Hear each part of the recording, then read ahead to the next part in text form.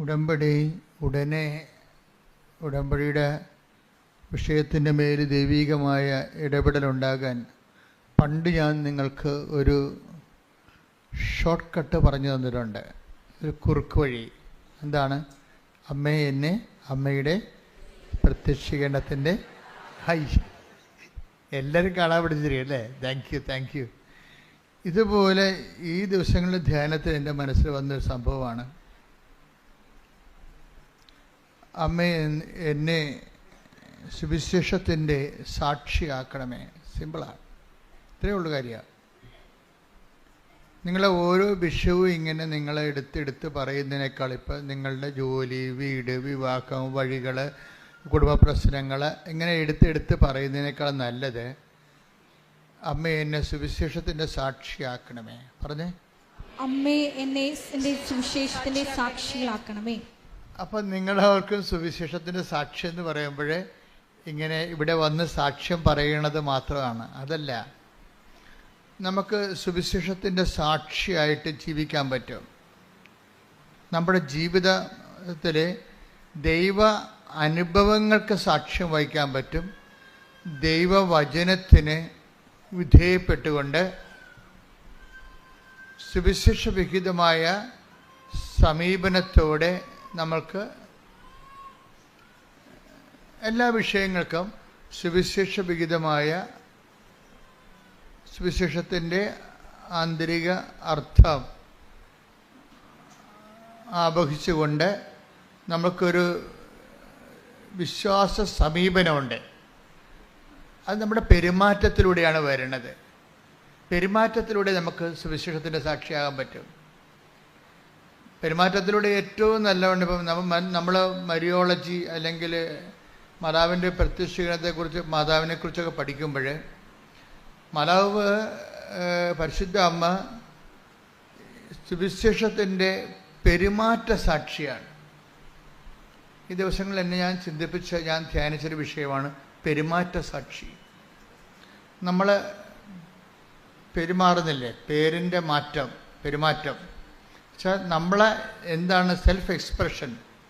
നമ്മളിപ്പോൾ ജോസഫച്ചൻ്റെ പേരിൻ്റെ മാറ്റം, അത് ദേഷ്യക്കാരനാണെങ്കിൽ ദേഷ്യമാണ് ആ മാറണത് ശരിക്കും ഇല്ലേ? അപ്പം ഞാൻ ഇനി ദേഷ്യമായിട്ട് ഫൈറ്റ് ചെയ്യേണ്ടി വരും സുവിശേഷവിഹിതമായിട്ട്. വല്ല അസൂയ, പരദൂഷണമോ, പകയോ, ചതിയോ, മോഹൻകോപമോ, കലക്കമോ, ഭിന്നതയോ ആണ് എൻ്റെ പെരുമാറ്റത്തിലുണ്ടെങ്കിൽ അതും പെരുമാറുമ്പോൾ ആ പേരിൻ്റെ കൂടെയുള്ള മാറ്റത്തിൽ അതാണ് വരേണ്ടത്, പ്രതിഫലിക്കുന്നത്. സെൽഫ് എക്സ്പ്രഷൻസ് എന്ന് വരും. പെരുമാറ്റം എന്ന് പറഞ്ഞാൽ അതിനെ വിശ്വാസബന്ധിയായിട്ട് നമ്മളതിനെ തർജ്ജമ ചെയ്താൽ പെരുമാറ്റം ബിഹേവിയറിനേക്കാൾ ഉപരി സെൽഫ് എക്സ്പ്രഷനാണ്.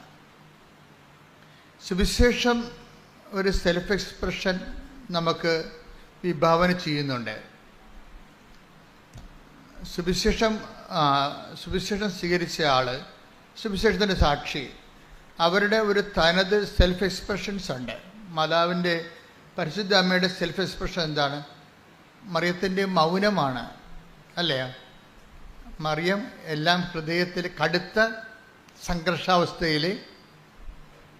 സംഘർഷാവസ്ഥയിൽ പൊട്ടിത്തെറിക്കാതെ അത് ഹൃദയത്തിൽ take the word of God.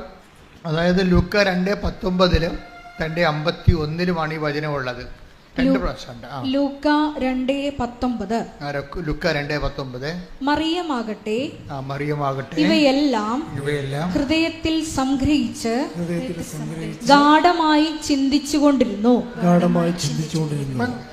നമ്മൾ പ്രതീക്ഷിക്കുന്നതും നമ്മൾ എക്സ്പെക്റ്റ് ചെയ്യണതും നമ്മൾ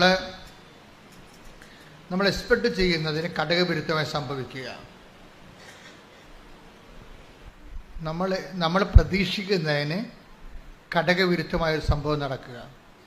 ഇപ്പോൾ 26-ാം തീയതി 2 ലക്ഷം രൂപ തരാമെന്ന് പറഞ്ഞു. അപ്പം നമ്മൾ 27-ാം തീയതി നിങ്ങളുടെ കടക്കാർക്ക് ഡേറ്റ് പറഞ്ഞിരിക്കുകയാണ്. ഇയാൾ പറഞ്ഞതനുസരിച്ചാണ് നമ്മൾ ഡേറ്റ് കൊടുത്തിരിക്കുന്നത് അല്ലേ? 26-ാം തീയതി നമുക്ക് പൈസ കിട്ടണം. നമ്മൾ 27-ാം തീയതി നമ്മുടെ കടക്കാർക്ക് കൊടുക്കും. അപ്പോൾ 26-ാം തീയതി പൈസ തരാനുള്ള ആൾ, അപ്പോൾ നമ്മൾ വളരെ ക്ലിയറാണ്, സന്തോഷമായിട്ടൊക്കെ ഇരിക്കുകയാണ്. അപ്പോൾ 26-ാം തീയതി ഇയാൾ നമ്മളെ വിളിച്ചിട്ട് പറയണേ, ഡേറ്റ് നിങ്ങൾക്ക് പറഞ്ഞ ആളിനോട് ഡേറ്റ് നീട്ടിത്തരുമോ എന്ന് ചോദിക്കുക. ഇവിടെ എനിക്ക് പൈസ കിട്ടിയിട്ടില്ല. ഇച്ചോ ഇനി ഞാൻ നാട്ടിൽ നിൽക്കാൻ പറ്റത്തില്ല, ആൾക്കാരെന്നെ തല്ലിക്കൊല്ലുമെന്നാണ് നമ്മളെ പൊട്ടിത്തെറിക്കും. അപ്പോൾ നമ്മുടെ ഉടമ്പടിയെല്ലാം പോയി. എന്താ ഒറ്റ സംഭവത്തിൽ ഉടമ്പടിയെല്ലാം ഉടഞ്ഞു പോകും. പല ആൾക്കാരെ ഉടമ്പടി ഉടഞ്ഞു പോയിട്ടുണ്ട്. പിന്നെ നിങ്ങൾ കഷ്ണം ഈ കുപ്പിയൊക്കെ പൊട്ടിച്ച് കഴിഞ്ഞാൽ പിന്നെ കഷ്ണം കൊണ്ട് നടക്കത്തില്ലേ? ഉടമ്പടിയുടെ ഉടഞ്ഞ കഷ്ണം കൊണ്ടാണ് ചില ആൾക്കാർ നടക്കുന്നത്. ഉടമ്പടി ഉടഞ്ഞു പോയി നേരത്തെ, അതിൻ്റെ കഷ്ണം കൊണ്ടാണ് നിങ്ങൾ നടക്കുന്നത് പലരും. കാര്യം ഉടമ്പടി ഉടയണ സാഹചര്യം കാര്യം ഉടമ്പടിയിൽ ഈ ബിഹേവിയറിസം ബിഹേവിയറിസം അല്ല, ഈ സെൽഫ് എക്സ്പ്രഷൻസ്. കാര്യം നമ്മൾ ആരോടെ ഉടമ്പടി ചെയ്തിരിക്കുന്നത്? ദൈവത്തോട്. അപ്പോൾ ദൈവത്തോട് ഉടമ്പടി ചെയ്യുമ്പോൾ നമ്മളുടെ റിസ്ക് എന്താ? ദൈവത്തിൻ്റെ ഒരു സ്വഭാവത്തിലേക്ക് നമ്മൾ അങ്ങനെ വരും എന്നുള്ള രീതിയിൽ നമ്മൾ ദൈവത്തിൻ്റെ തുല്യാക്കി കണ്ടുകൊണ്ടാണ് ദൈവം നമ്മളോട് ഉടമ്പടി ചെയ്തിരിക്കുന്നത്. ദൈവത്തിൻ്റെ സ്വഭാവത്തിലേക്ക് നമ്മൾ വരും എന്ന് ദൈവം പ്രീസപ്പോസ് ചെയ്തിട്ടാണ് നമ്മളോട് ഉടമ്പടി ചെയ്തിരിക്കുന്നത്. അപ്പോൾ നമ്മളെന്ത് ചെയ്യും? വരാൻ പോകുന്ന അനുഭവങ്ങളെ എല്ലാം എടുത്തിട്ട്, അപ്പോൾ അമ്മ ഇപ്പം ഒത്തിരി പെറ്റുകിടക്കുന്ന രാത്രിയിൽ പ്രാകൃതനായ മനുഷ്യർ വന്ന് പ്രതീക്ഷിച്ചല്ല ശരിക്കും പറഞ്ഞാൽ അത്. അപ്പോൾ പൊട്ടിത്തെറിക്കേണ്ടതാണ്, അല്ലെങ്കിൽ നിരാശപ്പെടേണ്ടതാണ്. ഈ ചുമ്മാ ഈ ചവക്കുഴി വന്ന് കിടക്കേണ്ടി വന്നല്ല. ദൈവത്തിന് വേണമെങ്കിൽ എന്നെ വീട്ടിൽ നിർത്താൻ പാടില്ലായിരുന്നോ? എന്തിനാണ് ഇപ്പോൾ ഈ കനേഷുമാർ ഇപ്പോൾ കൊണ്ടുവന്ന് വെച്ചത്? 100,000 ചോദ്യങ്ങൾ നമുക്ക് വേണമെങ്കിൽ ദൈവത്തോട് ചോദിക്കാം. പല ആൾക്കാരും ദൈവത്തോട് ഒത്തിരി ചോദ്യങ്ങൾ ചോദിച്ചാണ് അകന്നു പോയത്. പല പല കാര്യങ്ങൾ. ഇപ്പം ഇപ്പം ഞാൻ 3 പ്രാവശ്യം പുതുക്കിയതല്ലേ? ദൈവത്തോട് ചോദിക്കാവുന്ന ചോദ്യമാണ് അല്ലേ? ഞാൻ IELTS ഇപ്പം 8 പ്രാവശ്യം എഴുതിയ ഒരാൾക്കുണ്ട്, ഞാൻ ഇന്നലെ കണ്ട്. അപ്പോൾ CCA പരീക്ഷ 16 പ്രാവശ്യം എഴുതിയ ഒരാളെ കണ്ട്. ഇനി അയാൾക്ക് ചാൻസ് ഇല്ല, അയാൾ ഉദ്യോഗം രാജിവെക്കേണ്ടി വരും. ഞാൻ പറഞ്ഞ് രാജിവെക്കേണ്ടി വരത്തില്ല, നീ ധൈര്യമായിട്ട് പോകാൻ പറഞ്ഞു. അതെന്ത് ഞാൻ അയാളെ കണ്ടുകൊണ്ട് പറയണതാണ്? അല്ല, അത് എൻ്റെ ഒരു ആസ്തി. ഇത്രയും നാൾ ദൈവത്തിന് വേണ്ടി ജീവിച്ചതിൻ്റെ ഒരു ആസ്തിയുണ്ട്. അതൊരു നല്ല ആസ്തിയാണ്. എനിക്ക് നല്ല ബോധം ഉണ്ടാക്കാരുത്. കാര്യം എത്രയോ വർഷങ്ങളായിട്ട് കർത്താവിന് വേണ്ടി ജോലി ചെയ്യണം. അല്ലാതെ ഒരു പ്രത്യേക ഒരു ധ്യാനത്തിൻ്റെ ഒരു കാറ്റ് വന്നപ്പോൾ ഞാനും പോയി ഒരു ധ്യാനം കൂടി ഒരു ബൈബിൾ എടുത്ത് ഇറങ്ങിയ ആളല്ല. ഞാൻ എൻ്റെ കുടുംബത്തിൽ എൻ്റെ അപ്പൻ അനുഭവിച്ച ദൈവത്തിൻ്റെ അനുഭവങ്ങളുണ്ട്, അത് കണ്ട് ഞാൻ വളർന്നതാണ്. അതുകൊണ്ട് എങ്ങനെയാണ് ദൈവമായിട്ട് ഇടപെടേണ്ടതും ദൈവമായിട്ട് എങ്ങനെ ജീവിക്കേണ്ടതും എങ്ങനെയാണ് സാധാരണ നിലയിൽ, അല്ലാതെ ഒത്തിരി സാങ്കേതികമല്ല, ഒരു പാവപ്പെട്ട മനുഷ്യൻ അവൻ്റെ ജീവിതാവസ്ഥകളിൽ എങ്ങനെയാണ് ദൈവത്തോട് ലളിതമായി ദൈവത്തെ ആധ്യാത്മിക ജീവിക്കുക, അതൊക്കെ കുടുംബത്തിൽ നിന്ന് പഠിച്ചതാണ്. അപ്പോൾ അതെനിക്ക് കൾച്ചറായിട്ട് എൻ്റെ ഉണ്ട്. അപ്പോൾ അതുകൊണ്ട് എനിക്കെൻ്റെ മനസ്സിൽ വന്നപ്പോഴും എൻ്റെ അപ്പൻ എന്നോട് പറയുമായിരുന്നു, നീ മിഷണറി ആകണം കേട്ടോ, മിഷണറി ആകണമെന്ന് പറയും. അപ്പനും മിഷണറിയോട് ഭയങ്കര ഇഷ്ടമായിരുന്നു. ഞാൻ എൻ്റെ ജീവിതത്തിൽ എഴുതി വെച്ചിട്ടുണ്ട് മിഷണറി. അപ്പോൾ അപ്പൻ പക്ഷേ എന്നെ മിഷണറി ആക്കാൻ ദൈവത്തിന് അത്രയ്ക്ക് താല്പര്യമില്ല. അതുകൊണ്ട് അപ്പൻ മരിച്ചു കഴിഞ്ഞാൽ ഞാൻ സെമിനാരിൽ ചേരണത്. അപ്പം ഞാൻ ഇടവക വൈദികനായിട്ടാണ് ചേർന്നതെങ്കിലും എൻ്റെ മനസ്സിലുണ്ട്, ഞാൻ പഠിച്ചത് കാലങ്ങളിലെല്ലാം മിഷനെക്കുറിച്ചാണ് കേട്ടിരിക്കുന്നത്. ഞാൻ 6ാം ക്ലാസ്സിൽ പഠിക്കുമ്പോൾ ഇവിടുന്ന് ഇപ്പോഴും അങ്ങനത്തെ ജീവിച്ചിരിപ്പുണ്ട്. മരിയാനേശ്വരം വെച്ചിട്ടുണ്ടായിരുന്നു. അദ്ദേഹം ഇപ്പോഴും ജീവിച്ചിരിപ്പുണ്ട്. പ്രായം വലിയ കുഴപ്പമില്ലാതിരിപ്പുണ്ട്, ഇപ്പോഴും പ്രായമായി. അപ്പം അദ്ദേഹം വന്ന് ബോർഡിലിങ്ങനെ എഴുതി, ലോകം, അതായത് നിങ്ങൾ ലോകം മുഴുവനും പോയി എല്ലാ സൃഷ്ടികളോടും സുവിശേഷം പ്രസംഗിക്കുകയും. അതുതന്നെയാണ് യേശുദാസച്ചനും അങ്ങനൊരു അച്ഛനും മരിച്ചുപോയി. അന്ന് എൻ്റെ 8ാം ക്ലാസ്സിൽ വന്ന് ബോർഡ് എഴുതിയിടും, ഒരു ക്ലാസ് മിഷണറീസിൻ്റെതാണ്. അപ്പോൾ അന്നേ ഞാൻ എൻ്റെ തീരുമാനിച്ച് മിഷനാണ് ഏറ്റവും വലുതെന്ന്. മിഷൻ, ഞാനിപ്പോഴും നിങ്ങളോട് മിഷനെക്കുറിച്ചല്ലേ പറയണത്. നമ്മളിവിടെ വരെ എത്തിയതും ഞാൻ ഒരു മിഷണറി അല്ലായിരുന്നെങ്കിൽ മാതാവ് പ്രത്യക്ഷപ്പെടേണ്ട ഒരു കാര്യമില്ല. ഞാൻ മിഷണറി ആയതുകൊണ്ടാണ് പ്രത്യക്ഷപ്പെട്ടത്. നിങ്ങളൊക്കെ മിഷണറി അല്ല. ഇപ്പം കൃപാസനം പത്രത്തെക്കുറിച്ചല്ലേ ഇപ്പോൾ ഏറ്റവും കൂടുതൽ സാക്ഷ്യങ്ങൾ വരണത്. പത്രം വിതരണം ചെയ്യുമ്പോഴും അത് ആൾക്കാരിപ്പോൾ വിശദീകരിച്ചല്ലേ കൊടുക്കണത്. അവരുടെ അനുഭവങ്ങൾ കൃപാസനം പത്രത്തിൽ അവർക്ക് കിട്ടിയ മറിയൻ അനുഭവങ്ങൾ പറഞ്ഞിട്ടാണ് അവർ പത്രം കൈമാറുന്നത്. നിന്ന് പറയണവരൊക്കെ ഉണ്ട്, വഴിയോ ആളെ പിടിച്ചു നിർത്തി പറയുന്ന ആൾക്കാരൊക്കെ ഉണ്ട്. അപ്പോൾ അങ്ങനെ പറഞ്ഞ് അവരും മിഷണറിമാരായി. അവരിലൂടെ എത്ര പേരാണ് നിങ്ങളിലൂടെ കഴിഞ്ഞ ദിവസം പറഞ്ഞ് ഞാനൊരു 100 പേരെ കൊണ്ട് ഉടമ്പടി എടുപ്പിച്ചിട്ടുണ്ട്. സാക്ഷ്യം പറഞ്ഞാണ്, ഞാനൊരു 100 പേരെ കൊണ്ട് ഉടമ്പടി എടുപ്പിച്ചിട്ടുണ്ടെന്ന്. അപ്പോൾ 100 ആത്മാക്കളുമായിട്ട് അവർക്ക് ദൈവദർശന ഒരു ആസ്തിയായി. നമ്മുടെ ആസ്തി എന്ന് പറയണത് എത്ര പേരെ ദൈവത്തിന് വേണ്ടി നമ്മൾ നേടി, അതാണ് നമ്മുടെ ശരിക്കും പറഞ്ഞാൽ ദൈവം അംഗീകരിക്കണ സാക്ഷ്യം. നിങ്ങൾ പറയണത് ദൈവത്തെ കൊണ്ട് എന്ത് നേടിയെന്നല്ലേ നിങ്ങൾ പല ആൾക്കാരും പറയണത്. അത് പറയേണ്ടെന്നല്ല ഞാൻ പറയണത്. പക്ഷേ ദൈവത്തിന് പ്രയോജനമുള്ളത് എത്ര പേര് ദൈവത്തിന് വേണ്ടി നമ്മൾ നേടിയെന്നാണ്. അത് ഭയങ്കരമായൊരു സംഭവമാണ്. ഇപ്പം ദൈവത്തിന് വേണ്ടി നേടി എങ്കിൽ ഇപ്പം നിങ്ങളുടെ മക്കൾ നിങ്ങൾ പറയണത് അനുസരിക്കണില്ലെന്ന് വിചാരിച്ചോ, നിങ്ങൾ സങ്കടപ്പെടരുത്. കാര്യം പലരും എന്നോട് പറഞ്ഞിട്ടുണ്ട്, എൻ്റെ അച്ഛ, അമ്മ ജീവിച്ചിരുന്ന കാലത്ത് അമ്മയുമായിട്ട് ഗുസ്തിയായിരുന്നു, പക്ഷേ അമ്മ ചെയ്യണതെല്ലാം ശരിയാണെന്ന് എനിക്കറിയാമായിരുന്നെന്ന്. അതവർ കാരണം കണ്ണ് നിറഞ്ഞുകൊണ്ടാണ്. അപ്പം നിങ്ങൾ മരിച്ച് 10-12 കൊല്ലം കഴിഞ്ഞിട്ടായിരിക്കും എന്നെപ്പോലുള്ള ആൾക്കാരെ കാണുമ്പോൾ അവർ പറയണത്, അമ്മ ചെയ്യണതെല്ലാം ശരിയാണെന്ന് എനിക്കറിയാമായിരുന്നു, അമ്മ അത്രയ്ക്ക് തങ്കപ്പെട്ട സ്ത്രീയായിരുന്നു. പക്ഷെ നിങ്ങൾ ജീവിച്ചിരിക്കുന്ന കാലത്ത് ഒരിക്കലും നിങ്ങളോട് അവരത് പറയത്തില്ല. നിങ്ങൾ ജീവിക്കുന്ന കാലത്ത് അവർക്ക് താല്പര്യങ്ങൾ വേറെ കാരണം നിങ്ങളോട് ഗുസ്തി വെക്കുകയുള്ളൂ. അപ്പോൾ ഗുസ്തി വെക്കുമ്പോഴും എൻ്റെ മകൻ വഴി പിഴച്ച് പോയില്ല എന്നൊന്നും നിങ്ങൾ ചിന്തിക്കരുത്. അവൻ്റെ മനസ്സ് നിങ്ങളുണ്ട്. നന്മകൾ ഒരിക്കലും താനെ കെട്ടുപോകത്തില്ല. അതായത് അവരുടെ മനസ്സ്, നിങ്ങൾ തോറ്റു, എൻ്റെ മകളെ വിശുദ്ധിയിലേക്ക് നയിക്കാൻ ഞാൻ തോറ്റുപോയി എന്ന് നിങ്ങൾ പറയരുത്.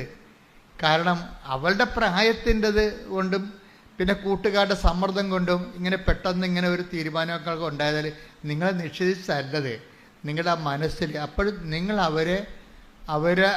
നിങ്ങൾ ചാടിത്തുള്ളി അവിടെ കടുത്തേക്ക് കയറാൻ ഒന്നും പോയിട്ട് കാര്യമില്ല. ശാന്തമായി സൗമ്യമായി പ്രാർത്ഥിക്കുക. ഈ സൗമ്യത എന്ന് പറയുന്നത് ഒരു സാക്ഷ്യമാണ്. എനിക്ക് ഭയങ്കര പാടാണ് സൗമ്യത. ഞാൻ പിന്നെ കുറേ പാടും. കാര്യം ഞാൻ ബേസിക്കായിട്ട് അതിന് ആദ്യം പോലും ഇങ്ങനെ പെട്ടെന്ന് ചൂടാണ് ആളായ കാരണം അതെനിക്കറിയാം. അതുകൊണ്ട് എന്താ സംഭവിക്കണമെന്ന് വെച്ച് കഴിഞ്ഞാൽ എൻ്റെ ചൂട് 2 മിനിറ്റേ നിൽക്കത്തുള്ളൂ.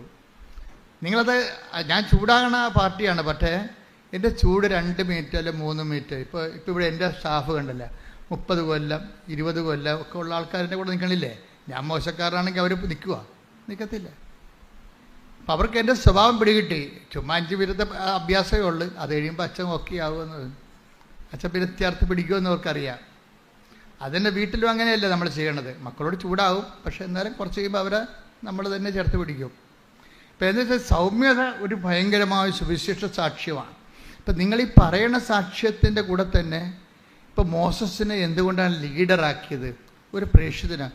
മോസസ് ഒരു ശക്തനായ പ്രേക്ഷിതനല്ലേ? എന്തുകൊണ്ടാണ്? ഈ സൗമ്യത കൊണ്ടാണ്.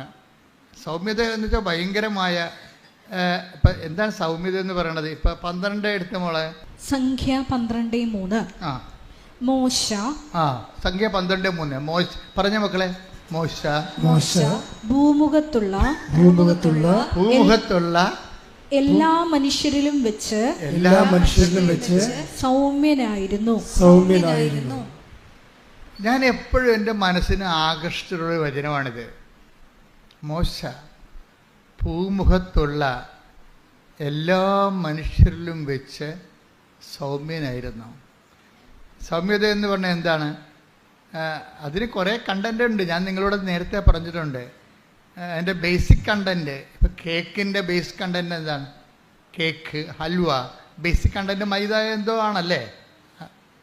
അതാണ് ബേസിക് കണ്ടൻറ്റ്. പിന്നെ നിങ്ങൾ അതിൻ്റെ അകത്ത് പല കാര്യങ്ങളൊക്കെ ചേർക്കും, ഇൻഗ്രീഡിയൻസ് ഒക്കെ ചേർക്കും.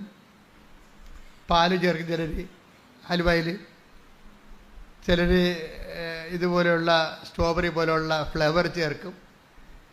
അങ്ങനെ പല പല സംഭവങ്ങൾ ചേർക്കുമെങ്കിലും ബേസിക്കായിട്ട് ഈ സംഭവം മൈദ. അത് എന്ന് പറഞ്ഞ പോലെ ഈ സൗമ്യതയുടെ ബേസിക് കണ്ടൻറ്റ് സ്നേഹമാണ്. ഉടമ്പടി തന്നെ നിലനിൽക്കുന്നത്, അടിസ്ഥാനപ്പെടുത്തിയിരിക്കുന്നത് ദൈവത്തിൻ്റെ സ്നേഹത്തിലാണ്. അപ്പം തന്നെ ഉടമ്പടി എടുക്കുന്നവർ അന്ന് മുതൽ ദൈവത്തിൻ്റെ സ്നേഹത്തിൻ്റെ സാക്ഷികളാണ്. ഉറപ്പല്ലേ? നിൻ്റെ ഭർത്താവിന് സംശയമുണ്ടാകാം, ഭാര്യയ്ക്ക് തോന്നിവാസ ജീവിതം ഉണ്ടാകാം. പക്ഷേ when we come to the covenant, പിന്നെ നീ കാണിക്കേണ്ട അടിസ്ഥാന പെരുമാറ്റ ക്രമങ്ങളുണ്ട്. അതിലൊന്നെന്താണ്? സ്നേഹമാണ്. സ്നേഹം. പ്രാർത്ഥിക്കുക. കർത്താവേ, എന്നെ അങ്ങ് അങ്ങയുടെ സ്നേഹത്തിന്റെ സാക്ഷിയാക്കണമേ. എപ്പോഴും ആധ്യാത്മിക ജീവിതം പുരോഗമിക്കുന്നത് കുഞ്ഞു പ്രാർത്ഥനകളിലൂടെയാണ്. അതിന് സഭയിലെ സുഹൃത്ത് ജപം എന്ന് പറയും. സുഹൃത്ത് ജപം ഇപ്പോൾ ആർക്കും അറിയത്തില്ലത്. പഴയ വടക്കമാസ പുസ്തകത്തിലുണ്ട് സുഹൃത്ത് ജപം. കുഞ്ഞു പ്രാർത്ഥനകൾ എത്രയും ഇപ്പം എൻ്റെ അമ്മേ, ഇപ്പം എൻ്റെ അമ്മേ, എൻ്റെ ആശ്രയമേ, അത്രയേ ഉള്ളൂ. വെനാട് പുണ്യാളൻ്റെ സുഹൃത്ത് ജപം അത്രയേ ഉള്ളൂ. എന്താണ്? എൻ്റെ അമ്മേ, എൻ്റെ ആശ്രയമേ. തീർന്നു. അതിൻ്റെ അകത്ത് അതിനേക്കാൾ വലിയ പ്രാർത്ഥന എന്തുണ്ട്? എൻ്റെ അമ്മേ, എൻ്റെ ആശ്രയമേ. തീർന്നു. ചില സമയത്ത് നമുക്ക് ഒത്തിരി വാക്ക് ഉപയോഗിക്കാൻ പറ്റത്തില്ലേ? ഇപ്പോൾ കൊച്ചിനെ പട്ടി കടിച്ച് അവനെ ആശുപത്രി കൊണ്ടുവന്നപ്പോൾ എടുത്തില്ലെന്ന് പറയുമ്പോൾ അതിപ്പോൾ എപ്പട്ടിയാണെന്ന് കേൾക്കുമ്പോൾ നമുക്ക് പ്രാർത്ഥിക്കാനുള്ള പ്രാർത്ഥനയാണ്. എൻ്റെ അമ്മേ, ആശ്രയം പോയി, വൈദ്യശാസ്ത്രത്തിന് ആശ്രയം പോയി, ജില്ലാ ആശുപത്രി കൊണ്ടുവന്നിട്ട് എടുത്തില്ല കൊച്ചിനെ മെഡിക്കൽ കോളേജിൽ കൊണ്ടുപോകാൻ പറഞ്ഞിരിക്കുകയാണ്. വൈദ്യശാസ്ത്രം നമുക്ക് ആശ്രയിക്കാൻ പറ്റത്തില്ല. പിന്നെ എന്താണ്? എൻ്റെ അമ്മേ. പരീക്ഷയ്ക്ക് റിസൾട്ട് നോക്കുമ്പോൾ, കമ്പ്യൂട്ടർ റിസൾട്ട് നോക്കുമ്പോഴും നിങ്ങൾ തോറ്റെന്ന് കണ്ടു കഴിഞ്ഞാൽ അയ്യോ എന്ന് പറഞ്ഞത് ബോധം കണ്ടു വീഴണ്ട. എൻ്റെ അമ്മേ, എൻ്റെ ആശ്രയമേ. എന്താ കാര്യം? എൻ്റെ സ്വന്തം കഴിവിലുള്ള എൻ്റെ ആശ്രയം ഞാൻ രാജിവെക്കുന്നു. ഇനി ഇത് വർക്ക് ചെയ്യണത് നോട്ട് ബൈ മെറിറ്റിലായിരിക്കും. എൻ്റെ മക്കളെ, ഇതിൻ്റെ എന്താ വിഷയം എന്ന് പറയുക, ഇപ്പോൾ ഒരു മെറിറ്റ് പോയെന്ന് വെച്ച് കഴിഞ്ഞാൽ അപ്പം നിങ്ങളെപ്പോഴും അപ്പം ഞാനായാലും നിങ്ങളായാലും അപ്പം നമ്മൾ തോക്കുക, ജയിക്കുക, അങ്ങനെ ജയിച്ചും തോറ്റുമൊക്കെയാണ് നമ്മൾ ഇവിടെ എത്തിയത് അല്ലേ? ജയിച്ചും തോറ്റുമൊക്കെയാണ് എത്തിയത്. അപ്പം തോക്കുക എന്ന് പറഞ്ഞ ഒരു കാര്യം, തോക്കുക എന്ന് പറഞ്ഞതിൻ്റെ അർത്ഥം എന്ന് വെച്ച് കഴിഞ്ഞാൽ നമ്മളുടെ കഴിവ് അവിടെ പരാജയപ്പെട്ടെന്നല്ലേ? അത് സുവിശേഷമല്ലേ? എന്താണ്? നമ്മുടെ കഴിവ് പോയാൽ പിന്നെ എന്താണ്? നോട്ട് ബൈ മെറിറ്റ് എന്നല്ല എൻ്റെ അർത്ഥം, ബട്ട് ബൈ ഗ്രേസ്. അത് നമ്മൾ തോറ്റു എന്ന് വെച്ചാൽ എൻ്റെ അർത്ഥം എന്താണ്? നിങ്ങൾ സന്തോഷിക്കണം. എന്താണ്? ഇനി എൻ്റെ കഴിവ് കൊണ്ട് ഇത് നടക്കത്തില്ല. ഇനി ആരാണ്? പക്ഷേ നിങ്ങളൊരു നിരീശ്വരവാദിയാണെങ്കിൽ നിങ്ങളുടെ ജീവിതം അവിടെ ഫുൾ സ്റ്റോപ്പ് ആകും. നിങ്ങൾ ഈശ്വരവിശ്വാസിയായുള്ള ഗുണം എന്താണ്? നിങ്ങളുടെ മെറിറ്റ് തീർന്നാൽ ഇനി കർത്താവിൻ്റെ ഊഴമാണ്. Not by merit but by grace. ഇനി ഗ്രേസ് വരേണ്ട കാലമാണ്. അത്രയേ ഉള്ളൂ. അപ്പം നിങ്ങൾ 2 പ്രാവശ്യം തോറ്റു കഴിഞ്ഞാൽ അതിൻ്റെ അർത്ഥം എന്താണ്? നിങ്ങളുടെ ഗ്രേസ്, നിങ്ങളുടെ മെറിറ്റ് സീറോയാണ്, സീറോ മെറിറ്റിലാണ്. ഇനി എന്തെങ്കിലും സംഭവിക്കണമെന്നുണ്ടെങ്കിൽ ദൈവം അത്ഭുതങ്ങൾ പ്രവർത്തിക്കണം, അല്ലേ? ഇപ്പോൾ ദൈവത്തെക്കുറിച്ച് എന്താ പറയണത്? അത്ഭുതങ്ങൾ പ്രവർത്തിക്കുന്ന 4:2 എടുത്തവനെ ഹെബ്രായർ 2:4 അടയാളങ്ങൾ, അത്ഭുതങ്ങൾ, പല വിധത്തിലുള്ള ശക്തമായ പ്രവൃത്തികൾ എന്നിവ കൊണ്ടും തന്റെ ഇഷ്ടത്തിനൊത്ത് പരിശുദ്ധാത്മാവിനെ ദാനം ചെയ്തുകൊണ്ടും ദൈവം തന്നെ ഇതിന് സാക്ഷ്യം നൽകിയിരിക്കുന്നു. അപ്പൊ നമുക്ക് ലഭിക്കുന്ന അത്ഭുതങ്ങളില്ലേ, അടയാളങ്ങൾ എന്തിൻ്റെയാണ്? ദൈവത്തിൻ്റെ സാക്ഷ്യമാ. പിടിയിടില്ലേ? അത്ഭുതങ്ങൾ, അടയാളങ്ങൾ. പറഞ്ഞേ, അത്ഭുതങ്ങൾ, അടയാളങ്ങൾ. ഹെബ്രായർ 2:4 അത്ഭുതങ്ങൾ, അടയാളങ്ങൾ. പറഞ്ഞേ, അത്ഭുതങ്ങൾ, അടയാളങ്ങൾ, പലതരത്തിലുള്ള വീര്യപ്രവൃത്തികള്. അതുകൊണ്ട് ദൈവം തന്നെ സാക്ഷ്യം നൽകിയിരിക്കുന്നു. അപ്പൊ നമ്മുടെ വിശ്വാസത്തിന് ദൈവം നൽകുന്ന സാക്ഷ്യങ്ങളാണ് അത്ഭുതങ്ങൾ. കൃപാസന പത്രത്തിൻ്റെ മുകളിൽ 8 നടുക്കുള്ള പേജ് കണ്ടിട്ടില്ല? അത്ഭുതങ്ങൾ, അടയാളങ്ങൾ, പലതരത്തിലുള്ള വീര്യപ്രവൃത്തികളെന്ന്. പലതരത്തിലുള്ള വീര്യപ്രവൃത്തി, അത്ഭുതങ്ങളും അടയാളങ്ങളും പലതരത്തിലുള്ള വീര്യപ്രവൃത്തികളെന്ന് പറയുമ്പോഴേ നമ്മുടെ ജീവിതത്തിൻ്റെ എല്ലാ മേഖലകളെയുമാണ്. പലതരത്തിലുള്ള വീര്യപ്രവൃത്തികളാണ്. അത് രോഗം മാത്രമല്ല, നമ്മുടെ വിദ്യാഭ്യാസ മേഖല, ജോലി മേഖല, ജീവിത മേഖല എല്ലാം പലതരത്തിലുള്ള വീര്യപ്രവൃത്തി. ദൈവത്തിൻ്റെ പ്രവൃത്തികളെ വിളിക്കുന്നത് വീര്യപ്രവൃത്തി എന്നാണ് വിളിക്കുന്നത്, ശക്തിപ്രവൃത്തികളെ. കാര്യം ദൈവം ശക്തി ആയതുകൊണ്ട് പലതരത്തിലുള്ള ശക്തിക്ക് പ്രവർത്തനങ്ങളുണ്ടാവും. ദൈവം ആരാണ്? ശക്തിയാണ്. ഒരു വ്യക്തി എന്നതുപോലെ തന്നെ ദൈവം ശക്തിയാണ്. അത് 1 കൊരിന്ത്യൻസിലെ 1:24 വായിച്ച് ശ്രുതികട ഹല്ലേലൂയ. 1 കൊരിന്തോസ് 1:24. 1 കൊരിന്തോസ് 1:24. വിളിക്കപ്പെട്ടവർക്ക് യഹൂദരോ ഗ്രീക്കുകാരോ ആകട്ടെ ക്രിസ്തു ദൈവത്തിന്റെ ശക്തിയും ദൈവത്തിന്റെ ജ്ഞാനവുമാണ്. ദൈവത്തിന്റെ ശക്തിയാണ് ക്രിസ്തു. അതുകൊണ്ട് ക്രിസ്തുവിന്റെ പ്രവർത്തനങ്ങളിൽ പലതരത്തിലുള്ള ശക്തി പ്രവർത്തനങ്ങൾ വരും. ക്രിസ്തു നമ്മുടെ ജീവിതത്തിലേക്ക് വരുന്നത് പലതരത്തിലുള്ള ശക്തി പ്രവർത്തനങ്ങൾ കൊണ്ടാണ്. ഇപ്പോൾ കഴിഞ്ഞ ദിവസങ്ങളിൽ ഒരു സാക്ഷ്യം ഉണ്ടായിരുന്നു, ഒരു മോളുടെ സാക്ഷ്യമാണ്. അപ്പോൾ അവൾ 150 മാർക്ക് ആണ് ജയിക്കാൻ വേണ്ടത്. അപ്പോൾ അവൾ പല പ്രാവശ്യം തോറ്റു. അപ്പോൾ അവളുടെ അമ്മ പറഞ്ഞു, അടുത്ത പരീക്ഷയ്ക്ക് നിനക്ക് കിട്ടാൻ പോണ മാർക്ക് 170 അപ്പോൾ അവൾ പറഞ്ഞ്, ഞാൻ 170 മാർക്കിന് എഴുതിയിട്ടില്ലല്ല. അതല്ലേടി, ഒരു കണക്കുണ്ട്. അമ്മ പ്രത്യക്ഷപ്പെട്ടിട്ട് 20 കൊല്ലമായി. അപ്പം നീ 150 മാർക്കിന് എഴുതിയില്ലേ, അതിൻ്റെ പ്ലസ് ഇവിടെ 20, 170. അത് വിശ്വാസത്തിൻ്റെ കണക്കാണ്. അത് വിശ്വാസത്തിൻ്റെ കണക്കാണ്. അത് നമ്മൾ പറയുന്ന കണക്കല്ല, ബുദ്ധിയുടെ കണക്കല്ലത്. അമ്മയുടെ കണക്കെന്ന് പറയുന്നത് ഹൃദയത്തിൻ്റെ കണക്കാണ്. കണക്ക് 2 തരം ഉണ്ടാവുകയും. ബുദ്ധിക്കൊരു കണക്കുണ്ടാകും, റീസൺ എന്ന് പറയും. റീസൺ പോലെ തന്നെ ഡിവൈൻ റീസൺ എന്ന് പറയുന്നത് അതിൻ്റെ സോഴ്സ് ഹാർട്ടാണ്. ഡിവൈൻ റീസണിൻ്റെ സോഴ്സ് തലച്ചോറല്ല, ഹാർട്ടാണ്. അവിടെ പ്രവർത്തിക്കണം. അപ്പം അമ്മ എന്താ പറയണത്? അമ്മ പറഞ്ഞു കൊടുക്കുക, നിനക്കിട്ടിരിക്കണ മാർക്ക്, കിട്ടാൻ പോണ മാർക്ക് 170. അപ്പോൾ ഞാൻ 150 മാർക്കല്ലേ എഴുതിയിട്ടുള്ളൂ, പിന്നെ എങ്ങനെ 170 മാർക്ക്? എന്ത് വട്ടാണ് ഈ പറയണമെന്ന് പറയും. അത് വട്ടാകും, ചിലപ്പം ബുദ്ധി കൊണ്ട് ചിന്തിക്കുന്നവർക്ക് വട്ടാവും. പക്ഷെ അമ്മയ്ക്കൊരു ബുദ്ധിയുണ്ട്. അതെന്താണ്? ദൈവമായിട്ടുള്ള ബന്ധമാണ് അമ്മയുടെ ബുദ്ധി. നമ്മളെ മനസ്സിലായില്ലേ? ദൈവമായിട്ടുള്ള കാര്യം. അമ്മ പ്രത്യക്ഷപ്പെട്ടിട്ട് 20 കൊല്ലമായി. അപ്പം നീ എഴുതിയിരിക്കണം 150 മാർക്കിന്. 150 × 20 70, 170. അതാണ് നിനക്ക് കിട്ടാൻ പോണ മാർക്ക്. അപ്പോൾ മാർക്ക് നോക്കിയപ്പോൾ, മാർക്ക് കിട്ടിയപ്പോൾ 170 കറക്റ്റ്.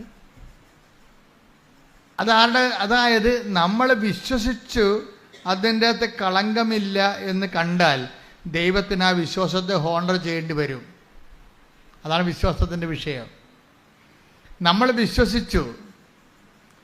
വിശ്വസിച്ചതിനെ അതിൻ്റെ അകത്ത് കളങ്കമില്ല എന്ന് കണ്ടാൽ വിശ്വാസത്തിലുണ്ടാകുന്ന വിഷയം കളങ്കമാണ്. നമ്മൾ സംശയം എന്ന് പറഞ്ഞാലും വിശ്വാസ കളങ്കം എന്നാണ് അതിൻ്റെ പേര്. വിശ്വാസത്തിൽ സംശയം പാടില്ല, പിന്നെ അത് വിശ്വാസമല്ലല്ലോ. സംശയം ഉണ്ടെങ്കിൽ കളങ്കിത വിശ്വാസം എന്ന് ഞാൻ പറയത്തുള്ളൂ. വിശ്വാസത്തിൽ നിങ്ങൾക്ക് സംശയം ഉണ്ടെങ്കിൽ അതിൻ്റെ അർത്ഥം എന്താണ്? കളങ്കിത വിശ്വാസം. ഇപ്പോൾ ചില ആൾക്കാർ പറയില്ലേ, കളങ്കിത പണക്കാരെന്നൊക്കെ പറയത്തില്ലേ? എന്നുവെച്ചാൽ ഗവൺമെൻറ്റിന് കൊടുക്കുന്നത് ദൈവത്തിന് ഗവൺമെൻറ്റിന് കൊടുക്കാതെയൊക്കെ നികുതി വെട്ടിക്കുന്ന ആൾക്കാരുടെ കയ്യിലിരിക്കുന്ന പണമാണ് കളങ്കിത പണം. അപ്പോൾ അതുപോലെ ഓരോ കാര്യം കളങ്കിതം എന്ന് ചേർത്ത് പറയും. അതായത് ഇതുപോലെ വിശ്വാസത്തിൽ സംശയം വന്നാൽ കളങ്കിത വിശ്വാസം എന്ന് പറയും. ഇപ്പം കളങ്കിത വിശ്വാസം അല്ലാതെ ഈ അമ്മയുടെ വിശ്വാസം എന്ന് പറയുന്നത്, എൻ്റെ മകൾ രക്ഷപ്പെടാൻ അവൾ പഠിച്ച വിഷയം ഇതാണ്. ഒന്നെങ്കിൽ ഇതുകൊണ്ട് തീരും, അല്ലെങ്കിൽ ഇതിനെ അതിജീവിക്കാൻ അവൾക്ക് മെറിറ്റില്ല. പിന്നെന്താണ്? അവൾക്കുള്ളത് നിൻ്റെ ഗ്രേസാണ്. അതുകൊണ്ട് അവളുടെ മാർക്ക് നിൻ്റെ പ്രത്യക്ഷീകരണത്തിൻ്റെ സത്യാവസ്ഥ ബോധ്യപ്പെടുത്താൻ വേണ്ടി ഞാൻ 20 ചേർത്ത് വിളിക്കണം. നീ ഇതുകൊണ്ട് പരീക്ഷിക്കുകയും ചെയ്യരുത് കേട്ടോ, മാതാവിനെ പരീക്ഷിക്കരുത്. അത് അവരുടെ നിഷ്കളങ്കതയെന്ന് അവർ കാണിച്ച ഒരു എക്സ്പ്രഷനാണ്. അത് ചിലപ്പോൾ അവരുടെ കോട്ട് നമുക്ക് പാകമാകത്തില്ല, മനസ്സിലായില്ലേ? അപ്പോൾ ഇതുകൊണ്ട് പരീക്ഷിക്കാൻ വേണ്ടി പറയണമല്ല, മറിച്ച് അവരെ നിഷ്കളങ്കമായിട്ട് അവർ ഒരു സ്റ്റേറ്റ്മെൻ്റ് ഇറക്കി. എന്താണ്? മാതാവിൻ്റെ പ്രത്യക്ഷീകരണത്തിൻ്റെ 20. അപ്പോൾ മാതാവിൻ്റെ പ്രത്യക്ഷീകരണത്തിൽ അവർ വിശ്വസിക്കുന്നു. അതല്ലേ വിഷയം. അതാണ് 20 ചേർത്തത്. മാതാവിൻ്റെ പ്രത്യക്ഷീകരണത്തിൽ അവർ വിശ്വസിക്കുന്നു. മാതാവിൻ്റെ പ്രത്യക്ഷീകരണത്തിൽ അവർ വിശ്വസിച്ച് കഴിഞ്ഞാൽ പിന്നെ ബോൾ മാതാവിൻ്റെ കോർട്ടിലായി. ആ പ്രത്യക്ഷീകരണം സത്യമായതുകൊണ്ട് അത് സ്ഥിരീകരിക്കേണ്ട ബാധ്യത അമ്മയ്ക്കാണ്. അതുകൊണ്ട് എന്ത് ചെയ്ത് ആ കറക്റ്റ് പറഞ്ഞ് 21 അല്ല 19 അല്ല, കറക്റ്റ് 170. അത് ഓരോ വിശ്വാസികൾ നേടിയെടുക്കുന്ന നിഷ്കളങ്കമായ സ്വകാര്യമായ നേട്ടങ്ങളാണ്. അപ്പം ചിലപ്പോൾ അത് എല്ലാവർക്കും അത് ബാധകമാകത്തില്ല. അത് ജനറലൈസ് ചെയ്യാൻ പറ്റത്തുമില്ല. വ്യക്തിപരമായ സ്വകാര്യ അനുഭവങ്ങളാണ്. ചില സ്വകാര്യ അനുഭവങ്ങൾ നമുക്ക് ജനറലൈസ് ചെയ്യാൻ പറ്റത്തില്ല. പക്ഷെ ജനറലൈസ് ചെയ്യാവുന്ന സ്വകാര്യ അനുഭവങ്ങളുണ്ട്. ഇപ്പം കഴിഞ്ഞ ദിവസങ്ങളിലൊരു സാക്ഷ്യം ഉണ്ടായത് സുനിൽ എന്നും പറഞ്ഞ സഹോദരൻ്റെ സാക്ഷ്യമാണ്. അവർ കല്ലമ്പലം, അതെവിടെയാണ്? തിരുവനന്തപുരം. തിരുവനന്തപുരത്തെ കല്ലമ്പലത്തിൽ നിന്ന് അവരുടെ പേര്, ഭാര്യയുടെ പേര് ബീന, ഭർത്താവിൻ്റെ പേര് സുനിൽ എന്നാണ്. ഇത് ഈ ആഴ്ചയിൽ നല്ല നല്ല ഒത്തിരി സാക്ഷ്യങ്ങൾ ഉണ്ടായിട്ടുണ്ട്. പക്ഷെ എന്നെ ബാധിച്ച സാക്ഷ്യം ഇതാണ്. എന്നെ ബാധിക്കണം എന്നാണ് ഞാൻ പറയണത് എപ്പോഴും. എന്ന് വെച്ച് കഴിഞ്ഞാൽ ഇതൊരു വലിയ ഒരു നമ്മുടെ ബുദ്ധിയൊക്കെ എപ്പോഴും ഇങ്ങനെ ഭ്രമിപ്പിച്ചുകൊണ്ടേയിരിക്കും. സാക്ഷ്യം എന്ന് പറഞ്ഞാൽ ഇതാണ്. ഒരു വീട്ടിൽ ഒരു അജ്ഞാതമായ ജനിതക രോഗം, ഒരേ രോഗം വന്ന് ആ വീട്ടിൽ 5 പേര് മരിച്ചു. 5 പേര് മരിച്ചെന്ന് പറയണത് രോഗം ഇതാണ്. ഒരു 45 വയസ്സാകുമ്പോൾ ആ വീട്ടിലുള്ള ഈ മരിച്ച 5 പേർക്കും അങ്ങനെയാണ്. 45 വയസ്സാകുമ്പോൾ അവിടെ ഒരു ഞരമ്പ് ശോഷിക്കാൻ തുടങ്ങും. തലഞ്ഞരമ്പേ, തലയിലകത്തുള്ള ഞരമ്പ് ശോഷിക്കാൻ തുടങ്ങും. അപ്പോൾ ബ്ലഡ് ഓട്ടം, രക്തോട്ടം കുറയും. അപ്പോഴൊന്ന് കൈയും കാലും ഇങ്ങനെ ശോഷിക്കും. എന്നിട്ടിങ്ങനെ വളയും. എന്നിട്ട് ആളെ കിടപ്പാവും. 45 വയസ്സ് എന്നിട്ട് 52 വയസ്സാകുമ്പോൾ മരിക്കും. അതാണ് കണക്കാണ്. 45 വയസ്സ് രോഗം ആരംഭിക്കും. 52 എന്നിട്ട് അവിടെ വെച്ച് കിടക്കും. കിടന്നിട്ട് 5 വയസ്സ് കിടന്നിട്ട് 52 വയസ്സാകുമ്പോൾ ഇവർ മരിക്കും. അപ്പം അതൊരു കണക്കാണ്. അപ്പം അങ്ങനെ 5 പേര് ആ വീട്ടിൽ മരിച്ച്. 6ാമത്തെ ആളായിട്ടാണ് സുനിലിന് ഈ രോഗം പിടിക്കണത്. സുനിലിന്. അപ്പം സുനിലിനും ഇതുപോലെ തലഞരമ്പ് ശോഷിക്കാൻ തുടങ്ങി. ആൾ കിടപ്പായപ്പോൾ അവർ വന്ന് ഉടമ്പടി എടുത്ത്, ഭാര്യ വന്ന് ഉടമ്പടി എടുത്ത് ഭർത്താവിന് കൊണ്ടുപോയി ഉടമ്പടി തൈലമൊക്കെ അപ്ലൈ ചെയ്തു. അയാൾ പതുക്കെ എഴുന്നേറ്റ് വന്ന് അയാൾ ജോലിക്ക് പോയി. 3 കൊല്ലം ജോലിക്ക് പോയി. അപ്പോൾ അയാളത് സാക്ഷ്യം പറയേണ്ട ഒരു കാര്യമായിട്ട് എടുത്തില്ല. അതാണ് വിഷയം. ചില ആൾക്കാർക്ക് ഇങ്ങനെ ഞാൻ നിങ്ങളോട് പറഞ്ഞിട്ടില്ലേ, ആലപ്പുഴ വന്ന് പണിമടിക്കരുതെന്ന് പറയുന്നത് എൻ്റെ കാര്യം വെച്ചാൽ, ചില ആൾക്കാർ അനുഗ്രഹം കിട്ടിക്കഴിഞ്ഞാൽ പിന്നെ പതുക്കിക്കളയും. ദൈവത്തിന് കൊടുക്കേണ്ട മഹത്വം കൊടുക്കത്തില്ല അവർ.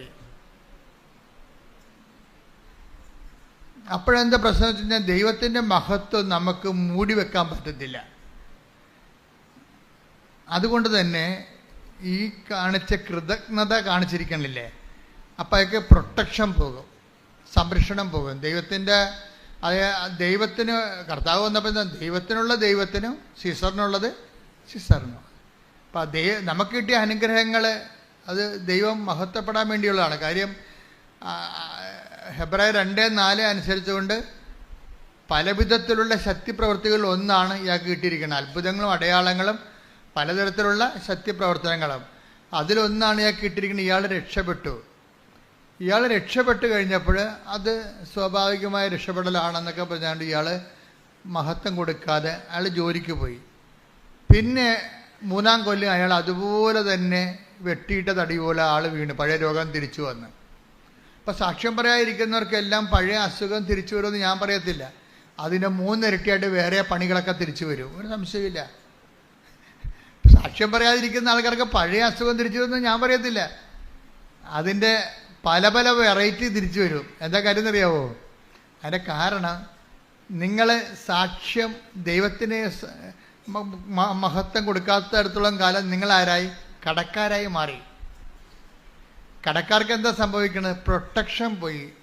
ദൈവവും നിങ്ങളും തമ്മിലുള്ള റിലേഷനിൽ നിങ്ങളെ കടക്കാരായി നിൽക്കണം. അപ്പോൾ അതോടുകൂടി നിങ്ങളുടെ സംരക്ഷണം പോയി. ആർക്കും കയറി മേയാൻ പറ്റിയ അവസ്ഥയായി. വഴിയെ പോണ എല്ലാ വയ്യാവേലികളും സംരക്ഷണം പോയി കഴിഞ്ഞാൽ നിങ്ങൾക്കറിയാമല്ലോ, പ്രതിരോധ ശേഷിക്കെന്ന് പറയും. ദൈവസംരക്ഷണം പോയി കഴിഞ്ഞാൽ ആത്മീയ പ്രതിരോധം പോയി.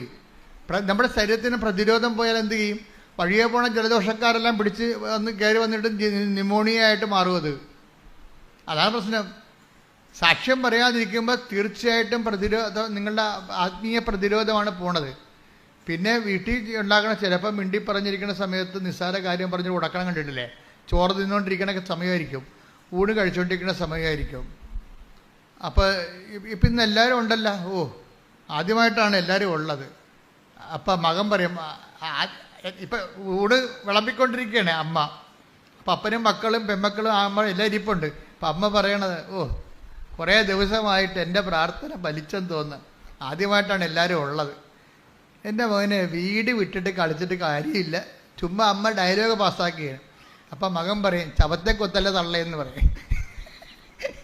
ഊണ് കഴിക്കാൻ വരുമ്പോഴാണ് ഈ പരിപാടി എന്ന് പറയുമ്പോൾ, എന്താ നിനക്കെന്താ ഞാൻ പറഞ്ഞപ്പോൾ കൊണ്ടാ നിനക്ക് അങ്ങനെ കൊള്ളണോടാ, നിനക്ക് കിട്ടത്തില്ല ഊണ് കഴിക്കാൻ പോലും.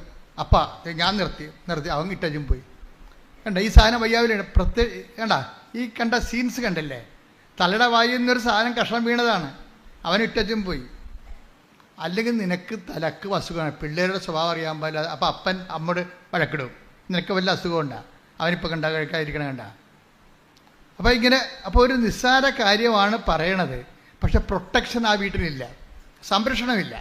അത് കാരണം വഴിയേ പോണ വയ്യാവേലി വലിഞ്ഞു കയറി വന്ന കണ്ടല്ലേ വിരുന്ന് വരികയാണേ. വഴിയേ പോണ വയ്യാവേലി വലിഞ്ഞു കയറി വിരുന്ന് വരികയാണ്. അപ്പം ആദ്യം വേണ്ടത് പ്രൊട്ടക്ഷനാണ്. അതിനെന്ത് വേണം? അതിന് വേണ്ട ദൈവമായിട്ട് നല്ലൊരു സംരക്ഷണം, പ്രൊട്ടക്ഷനെ. നമുക്ക് ഇപ്പം ഒരാൾ പുറകിൽ നിന്ന് കുത്തിയാൽ നമുക്ക് തടുക്കാൻ പറ്റുക? ജീവിതത്തിൽ പുറകിൽ നിന്ന് കുത്തൊക്കെ ഒത്തിരി വരും, നമ്മളറിയാത്ത അപകടങ്ങളൊക്കെ വരും. അത് തടുക്കാൻ ദൈവത്തിനേ പറ്റത്തുള്ളൂ. നമുക്ക് പുറകിൽ കണ്ണ് തരാത്ത അതുകൊണ്ടാണ്. ദൈവത്തിന് കണ്ണ് ഉപയോഗിക്കാൻ വേണ്ടിയാണ്. പുറകിൽ നമുക്ക് കണ്ണില്ലല്ലോ. പുറകിൽ നിന്ന് പല ആൾക്കാരും മരിച്ചിരിക്കണത് പുറകിൽ നിന്ന് കുത്തിയിട്ടാണേ. പല ആൾക്കാരും മരിച്ചിരിക്കണതും അപകടപ്പെട്ടിരിക്കണതും വെട്ടുകിട്ടിയിരിക്കണതും എല്ലാം പുറകിൽ നിന്ന് വെട്ടിയിട്ടാണ്. പുറകിൽ നിന്ന് എന്തുകൊണ്ടാണ് വെട്ടുകൊണ്ടിരിക്കണത്? പുറകിൽ കണ്ണില്ല. പുറകിലെ കണ്ണ് ആരുടേതാണ്? ദൈവത്തിൻ്റെതാണ്. ആ ദൈവത്തിൻ്റെ കണ്ണെന്ന് പറഞ്ഞാൽ ദൈവമായിട്ടുള്ള സ്നേഹവും ബന്ധമൊക്കെയാണ്. അതിൻ്റെയാണ് നമ്മുടെ പ്രൊട്ടക്ഷൻ. ദൈവം നമ്മളെ സംരക്ഷിക്കുന്നുണ്ട്. പക്ഷെ നമ്മളത് അംഗീകരിക്കാതെ വരുമ്പോൾ നമുക്ക് ഉപയോഗിക്കപ്പെടാതിരിക്കും. അപ്പം ദൈവത്തിന് സംഭവം ഏറ്റവും വലുത് അംഗീകരിക്കുക എന്നുള്ളതാണ്. മനസ്സിലായില്ലേ? നമ്മൾ ഈ ഇപ്പം നമ്മൾ ഒരു കാര്യം പറയുമ്പോൾ നമ്മൾക്ക് എന്താ അവർ എഴുതി മേടിക്കും. എന്താണ്? നമ്മളത് അംഗീകരിക്കുന്നുണ്ടോ എന്നാണ് ചോദിക്കണത്. നമ്മളത് അംഗീകരിക്കുന്നുണ്ടോ? അപ്പോൾ ദൈവത്തിൻ്റെ മുമ്പിലും ഈ വിശ്വാസം ആക്ടിവേറ്റ് ചെയ്യുന്നത് അംഗീകാരത്തിലൂടെയാണ്. ഇപ്പോൾ പുറകിൽ കണ്ണില്ല, അതിൻ്റെ അർത്ഥം എന്താണ്? കർത്താവാണ് എൻ്റെ കണ്ണ്, പുറകിലെ കണ്ണ്. എൻ്റെ എന്തിനെ എപ്പോഴെപ്പോൾ അതായത് നമ്മളുടെ ബുദ്ധിക്കോ ആലോചനയ്ക്കോ പിടികിട്ടാത്ത കാര്യങ്ങളിൽ നമ്മൾ രക്ഷിക്കണം ആരായിരിക്കണം? ദൈവമായിരിക്കണം. ഇപ്പം ചില ആൾക്കാർ പറയും, എൻ്റെ അച്ഛ ഏജൻസിക്ക് ഞാൻ 12 ലക്ഷമാണ് കൊടുത്തിരിക്കണത്. ഇപ്പോഴവർ പറയണത് നിങ്ങൾക്ക് വേണമെങ്കിൽ മാൾട്ടായിൽ പോകാം, ഇറ്റലിയിൽ പോകാൻ പറ്റത്തില്ല. മാൾട്ടായിൽ നമുക്ക് പോകണ്ട, നമ്മൾ പഠിച്ച പണി മാൾട്ടായിൽ ഇല്ലെന്ന് അവരോട് നമ്മൾ നേരത്തെ പറഞ്ഞിട്ടുള്ളതാണ്. നമ്മൾ മാൾട്ട അവർ പറഞ്ഞു കഴിഞ്ഞാൽ നമ്മളത് ഏക്കത്തില്ലെന്നറിയാം. അപ്പം നമ്മുടെ കുഴപ്പം കൊണ്ട് അവന്മാർക്ക് മാൾട്ടായി വിടാൻ ഉദ്ദേശമില്ല. കള്ളത്തരമാണ്, പുറകിൽ നിന്ന് കുത്തുകയാണ് ശരിക്കും പറഞ്ഞാൽ. അവന്മാർക്ക് നമ്മളെ മാൾട്ടായിൽ വിടാൻ താല്പര്യമില്ല, അവർക്ക് മാൾട്ടായിൽ ഹോൾഡില്ല. പക്ഷെ നമ്മൾ ബുദ്ധിമോശത്തിന് നേരത്തെ പറഞ്ഞിട്ടുണ്ട് മാൾട്ടായിൽ പോകേണ്ട കാര്യമില്ല, അവിടുത്തെ കരിയർ നമ്മൾ പഠിച്ചിട്ടില്ല എന്ന് പറയും. അത് അവനെ അറിയാം, അവൻ്റെ ഫയലുണ്ട്. അവൻ നമ്മൾ പറയും ഇറ്റലിയിൽ നടക്കുമെന്ന് തോന്നുന്നില്ല കേട്ടോ, അവിടെ ഇപ്പം നിയമങ്ങളൊക്കെ മാറി, മാൾട്ടായി പോകാം അയ്യോ സാറേ മാൾട്ടായി പോകണ്ടെന്ന് ഞാൻ നേരത്തെ പറഞ്ഞു. ഇപ്പം എന്നാ ചെയ്യാനാ? കണ്ട പണി നമ്മളുടെ കുഴപ്പം കൊണ്ടാണ് വിസ കിട്ടാതിരുന്നെന്ന് അവൻ വരുത്തി തീർക്കും. എല്ലാവർക്കും ഈ പണിയുണ്ട്. ഈ തതിക്കണ പരിപാടി എല്ലാവർക്കും ഉണ്ട്, എല്ലാവരുടെ കയ്യിലും ഉണ്ട്. ഞാൻ പേരെണ്ണി പ്രൊഫഷണൽസ് എന്ന് പറയട്ടില്ല. നമ്മുടെ കുഴപ്പം കൊണ്ടായിട്ട് അത് എന്തെങ്കിലും ഇപ്പം നമുക്ക് രോഗം വന്ന് നമ്മളുടെ എന്തെങ്കിലും രോഗത്തിൽ നമ്മളുടെ എന്തെങ്കിലും ബ്ലഡിൻ്റെ റേറ്റിംഗ് കൂടിയെന്ന് വിചാരിച്ചോ, അപ്പോൾ ഡോക്ടർ പറയും ഇന്ന കാര്യം കൊണ്ടാണെന്ന് വെച്ചാൽ നമ്മുടെ കുഴപ്പം കൊണ്ടാണെന്ന് പറഞ്ഞു. നിങ്ങൾ ഉറങ്ങിയില്ല എന്ന് പറയും. അവിടെ ആരുടെ കുഴപ്പമാണ്? നമ്മൾ ഉറങ്ങാത്ത ഡോക്ടർ കണ്ട. എല്ലാവർക്കും വേണ്ടത് മാപ്പുസാക്ഷികളാണ്. അതുകൊണ്ട് തന്നെ നമുക്ക് ദൈവമല്ലാതെ വേറെ ആരുമില്ല. പിടികിട്ടണം, അല്ലെങ്കിൽ ജീവിക്കാൻ പറ്റത്തില്ല. എല്ലാവരും അവിടെ കൈ കഴുകാം. പീലാത്തോസ് എന്ന് പറയുന്ന സംഭവം ഉണ്ടല്ല, ഒരു വല്ലാത്ത കഥാപാത്രമാണ്. അവനിങ്ങനെ കർത്താവിൻ്റെ അടുത്ത് വരുമ്പോൾ തന്നെ ബേസനും വെള്ളം എവിടെ? എന്താണ്? അയാളെ കൈ കഴുകാൻ നേരത്തെ തീരുമാനിച്ചിട്ടുണ്ട്. കൈ കഴുകാൻ നേരത്തെ തീരുമാനിച്ച പീലാത്തോസിൻ്റെ തിരക്കഥയാണ് നമ്മൾ അഭിനയിച്ച് തീർക്കുന്നത്. എന്ന് വെച്ച് കഴിഞ്ഞാൽ എല്ലാത്തിൻ്റെയും കുറ്റം അവസാനം നമ്മളായിരിക്കും. വേണ്ട ഇപ്പം ഞാൻ കുറ്റക്കാരിയായി എന്നല്ല നിങ്ങൾ പറയണത്. എന്തെങ്കിലും സമയത്ത് വരുമ്പോൾ ഞാൻ അന്നേ പറഞ്ഞതല്ലേ എന്ന് ചോദിക്കും. എവിടാ? അന്ന് ചിലപ്പോൾ ചുണ്ടിൻ്റെ താഴെ പറഞ്ഞതായിരിക്കുമേ, അല്ലെങ്കിൽ അത് പറയേണ്ടതുപോലെ പറഞ്ഞു കാണത്തില്ല. ഇവരുടെ കയ്യിൽ നിന്ന് കഴുകാൻ വേണ്ടി പറയും ഞാൻ അന്നേ പറഞ്ഞതല്ലേ, ഇപ്പം എങ്ങനെ ഇരിക്കണേ? ഇതല്ലേ ഡയലോഗ്. ഞാൻ അന്നേ പറഞ്ഞതല്ലേ, ഇപ്പം എങ്ങനെ ഇരിക്കണേ എന്നല്ലേ ഡയലോഗ്. എന്ന് വെച്ച് കഴിഞ്ഞാൽ അവർ കൈ കഴുകുകയാണ്. വളരെ അഭിമാനത്തോടെ പറയാം, മിക്കവാറും ഈ കൈ കഴുകുന്നതിൽ ഒന്നാം സ്ഥാനം നിങ്ങൾക്കാണ്, സ്ത്രീകൾക്കാണ്. കൈ കഴുകുക എങ്ങനെയെങ്കിലും കൈ കഴുകിയിരിക്കുക. അവർ ചെയ്യാനുള്ള സൂത്രപ്പണികളെല്ലാം ചെയ്ത് വെച്ച് അവസാനം ഞാനൊന്നും അറിഞ്ഞില്ലേ രാമനാരായണ എന്നുള്ള അതെന്താ കാര്യം? ഇതാണ് ഈ പഴഞ്ചൊല്ലി വരാൻ കാര്യം. ഇതാണ്. എല്ലാവരും അങ്ങനെയാണെന്നല്ല, പുരുഷന്മാർക്ക് ഇത് തന്നെ പരിപാടിയാണ്. പക്ഷേ ഇത് കടുത്ത പരിപാടിയാണെന്നേ ഉള്ളൂ. എന്ന് വെച്ചാൽ പുറകിൽ കണ്ണില്ലാത്തതുകൊണ്ട് വഴിയേ പോണവനെല്ലാം കയറി മേയണ ഒരു ജീവിതമാണ് നമ്മുടേത്. ഇവിടെ ആർക്കാ കണ്ണുള്ളത്? ദൈവം മാത്രമേ ഉള്ളൂ സംരക്ഷിക്കാൻ. ഇതിനെന്താ മാർഗം? നമുക്ക് പുറകിൽ കണ്ണില്ല, പിന്നെ അവിടുത്തെ കണ്ണ് ആരുടേതാണ്? നമുക്ക് വേണ്ടി തുറക്കേണ്ടത് ആരാണ്? ദൈവമാണ്. അത് നമ്മൾ എന്ത് ചെയ്യണം? ദൈവത്തെ പുറകിലെ കണ്ണ് തുറക്കണ ആളായിട്ട് നമ്മൾ അംഗീകരിക്കണം. നമുക്ക് കാണാൻ പാടില്ലാത്ത കാര്യങ്ങളെ കണ്ട് നമ്മൾ സഹായിക്കുന്ന ആളാണ് ദൈവം എന്നുള്ളത് നമ്മൾ അംഗീകരിക്കണം. പക്ഷെ ചില ആൾക്കാർക്കൊരു കുഴപ്പമുണ്ട്. എന്താണ്? അത് അംഗീകരിച്ച് തരത്തില്ല. മനുഷ്യൻ്റെ മനസ്സിരിക്കണത് എന്താണ്? അവൻ തന്നെ ദൈവം. അത് തന്നെയല്ലേ ഹ്യൂമനിസ്റ്റുകൾ പറയണത്. മാനവികതയെന്ന് കൊട്ടിക്കൊഷിക്കുന്ന ഫ്രഞ്ച് വിപ്ലവത്തിന് ശേഷം ഉണ്ടായിട്ടുള്ള റീസൻ്റെ ഉദയങ്ങൾ, റിനേസൻസ്, യുക്തിയുടെ പ്രഭാതങ്ങളെല്ലാം കൊട്ടിക്കൊഷിക്കണ മാനവികത എന്താണ്? അതിൽ നിന്നെല്ലാം ഫെഡറലിസം വരണത്. ആ ഫെഡറലിസത്തിൻ്റെതും എന്താണ്? ഞാൻ തന്നെ ദൈവം. അപ്പം എനിക്ക് മോറലില്ല, എനിക്ക് പാപമില്ല. ഫെഡറലിസത്തിൻ്റെ ഭവിഷ്യത്ത് എന്താണ്? ഞാൻ തന്നെ ദൈവം. അതുകൊണ്ട് എനിക്ക് പീനൽ കോഡുകളില്ല, എനിക്ക് പാപമില്ല, പാപബോധമില്ല. അതൊക്കെ പഴയകാല മതങ്ങളുടേതാണെന്ന് പറഞ്ഞുകൊണ്ട് ചിലരൊക്കെ TV ഇരുന്നുകൊണ്ട് ഭയങ്കര സഞ്ചാര സാഹിത്യം തട്ടിവിടണല്ലേ. ഞാൻ തന്നെ ദൈവം എന്നാണ് അവർ പറയണത്. അതുകൊണ്ട് നിയമങ്ങളൊന്നും അവർക്ക്, പക്ഷെ അവർ പാലിക്കണ നിയമങ്ങളെല്ലാം മതങ്ങളുടെയാണെന്ന് ഓർക്കണം. കാരണം ബേസിക്കായിട്ട് ഇവരെല്ലാം നല്ല മനുഷ്യരാണ്. ആ നല്ല മനുഷ്യരാക്കിയത് ആരാണ്? ദൈവത്തെ വിശ്വസിച്ചിരുന്നൊരു ജനതയാണ്. അവരുണ്ടാക്കിയ മോറൽ കോഡുകളാണ് ഇവർ ഫോളോ ചെയ്യണത്. പക്ഷെ അവർ അംഗീകരിക്കത്തില്ല. എന്താ കാര്യം? ദൈവത്തെ അംഗീകരിക്കണം അവർക്ക് പോരായ്മയാണ്. അതിലെ റോമ 1:29 വായിച്ച് ശ്രുതികട്ടെ. ഹല്ലേലൂയ ഹല്ലേലൂയ ഹല്ലേലൂയ ഹല്ലേലൂയ ഹല്ലേലൂയ. യേശുവേ നന്ദി. ഹല്ലേലൂയ ഹല്ലേലൂയ. യേശുവേ ആരാധന ആരാധന ആരാധന ആരാധന. റോമ 1:28. റോമ 1:28. ദൈവത്തെ അംഗീകരിക്കുന്നത് പറഞ്ഞേ. ദൈവത്തെ അംഗീകരിക്കുന്നത് പോരായ്മയായി. ഞാൻ പറഞ്ഞ അതേ വാക്ക് തന്നെയാണ്. കണ്ട, ദൈവത്തെ അംഗീകരിക്കുന്നത് പോരായ്മയായി അവർ കരുതിയത് നിമിത്തം അധമവികാരത്തിനും അനുചിത പ്രവൃത്തികൾക്കും ദൈവം അവരെ വിട്ടുകൊടുത്തു.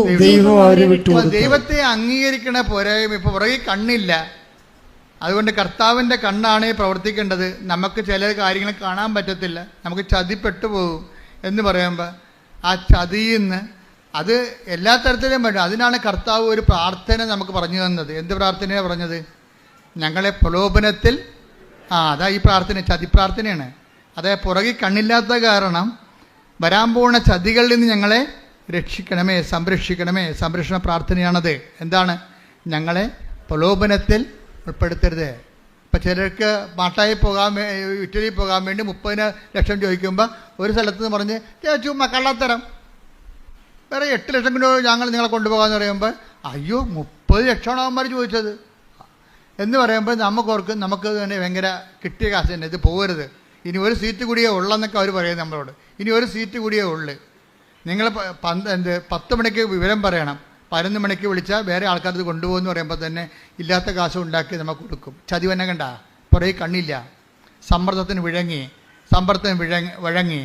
അപ്പം നമ്മൾക്ക് ദൈവത്തെ അംഗീകരിക്കണവരാണ് നമ്മളെങ്കിൽ നമുക്ക് പ്രൊട്ടക്ഷൻ ഉണ്ടാവും. ഈ പറ്റിക്കണ കാണ്ടാമൃഗം വരുമ്പോൾ തന്നെ അവനെ കർത്താവ് വഴിമാറ്റി വിടും. എന്താ കാര്യം? നമ്മൾ പറഞ്ഞിട്ടുണ്ട്, പ്രലോഭനത്തിൽ ഉൾപ്പെടുത്തരുതേ. അതാ സമയത്ത് അവനെ നമ്മുടെ മുമ്പിൽ കൊണ്ടുവന്ന് ചാടിക്കരുതേ. അവൻ അവൻ്റെ വഴിക്ക് പോയിക്കോട്ടാ, നമ്മുടെ മുമ്പിൽ കൊണ്ടുവന്ന് ചാടിക്കരുതേ. അത് ഭയങ്കര പ്രാർത്ഥനയാണത്.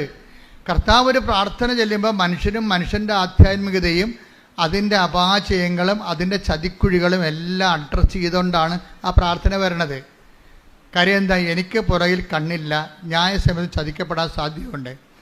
ചതിക്കപ്പെടാതിരിക്കാൻ വേണ്ടി പ്രലോഭനത്തിൽ ഉൾപ്പെടുത്തരുതെന്ന് പ്രാർത്ഥിച്ചാൽ മാത്രം പോരാ, പിന്നെ എന്ത് ചെയ്യണം? ദൈവത്തെ അംഗീകരിക്കുന്നത് പോരായ്മയെ കരുതിയ കൊണ്ടല്ലേ. അപ്പോൾ ആരാണ് ദൈവത്തെ അംഗീകരിക്കണ പോരായ്മയെ കരുതിയ ആരായിരിക്കും ദൈവം? അവൻ തന്നെ ആയിരിക്കും ദൈവം. അവൻ ദൈവമായത് കാരണം വേറെ ഒരു ദൈവത്തിന് ഒരു നാഴിയുടെ അകത്ത് ഒരു നാഴി കിടക്കത്തില്ലെന്ന് പറയത്തില്ലേ? ചില 2 അഹങ്കാരികൾ ഒരുമിച്ച് വന്നു കഴിഞ്ഞാൽ പറയും ഒരു നാഴിയുടെ അകത്ത് ഒരു നാഴി കിടക്കത്തില്ലെന്ന് പറയും. ഇപ്പം ചില ആൾക്കാരുണ്ട്, ഇപ്പം ചേട്ടനോട് പറയും, എടാ അവനെ അറിയാവിടെ, അവനവിടെ പോയതാണ്, നീ അവനോട് വഴി ചോദിക്കുക. പിന്നെ അവന് വഴി ചോദിക്കുക, പിന്നെ നിങ്ങൾ തള ചോദിച്ചാൽ മതി പറയും. അനിയനോട് വഴി ചോദിക്കാൻ പറയണേ, ഗോവയിൽ പോകാൻ വേണ്ടി ഇൻ്റർവ്യൂവിന് വേണ്ടി ചേട്ടനോട് പറയണം അമ്മ, എടാ അവനെ അറിയാവിടെ, ഇവന്മാർ തമ്മിൽ മിണ്ടാതല്ല, അതുകൊണ്ട് അവനെ അറിയാവിടെ, അവനോട് ചോദിക്കടാ എന്ന് പറയും. അപ്പം ഞാൻ ചേട്ടനല്ലേ, ഞാനിങ്ങനെ അനിയനോട് ചോദിക്കണേ എന്ന് പറഞ്ഞ് ചില കാണ്ടാമൃഗങ്ങൾ അങ്ങനെ ഉണ്ട്. കൊമ്പില്ലാത്ത കാണ്ടാമൃഗങ്ങളുടെ എണ്ണം സമൂഹത്തിൽ കൂടുതലാണേ. ചോദിക്കുന്നത് ഒരു നാഴിയുടെ അകത്ത് വേറെ നാഴി കടക്കത്തില്ല. 2 അഹങ്കാരികളാണ്. എന്നാൽ ചേട്ടൻ അബദ്ധത്തിൽ ചാടാൻ പോണതുകൊണ്ട് ഇവൻ പറഞ്ഞു കൊടുക്കുക, അത് പറഞ്ഞു കൊടുക്കത്തുമില്ല, വഴികളെ പറഞ്ഞു കൊടുക്കത്തില്ല. അവൻ എന്നോട് ചോദിക്കട്ടെ എന്ന് പറഞ്ഞുകൊണ്ടിരിക്കും. ഈ 2 കൽപ്പിട്ടുകളാണ്, 2 തെറ്റുകാരാണ്. അനിയൻ പറയും എനിക്കറിയാവില്ല വഴിയെന്ന് അവനെ അറിയാവില്ല, അവൻ എന്നോട് ചോദിക്കട്ടെ. ഇനി ഇവൻ അങ്ങോട്ട് പറഞ്ഞു കൊടുത്താൽ നിന്നെ ഒരിക്കലും വിളിച്ചാന്ന് ചോദിക്കും. ഈ ആൾക്കാർക്ക് ഉടമ്പടി ജീവിക്കാൻ പറ്റത്തില്ല. അഹങ്കാരികളാണ്, 2 അഹങ്കാരികളാണ്. നമ്മുടെ വിഷയം എന്ന് പറയുന്നത് പെരുമാറ്റമാണ്, ഉടമ്പടിയും പെരുമാറ്റവും. വീട്ടിലെ 2 അഹങ്കാരികളാണ്. ഈ അഹങ്കാരികൾക്ക് ഒരിക്കലും ഉടമ്പടി വിജയിക്കത്തില്ല. കാര്യം എന്താണ്? അഹം ബ്രഹ്മാസ്മിയാണ് അവർ തന്നെയാണ് ദൈവം. വേറെ ഒരു ദൈവത്തെ അംഗീകരിക്കത്തില്ല.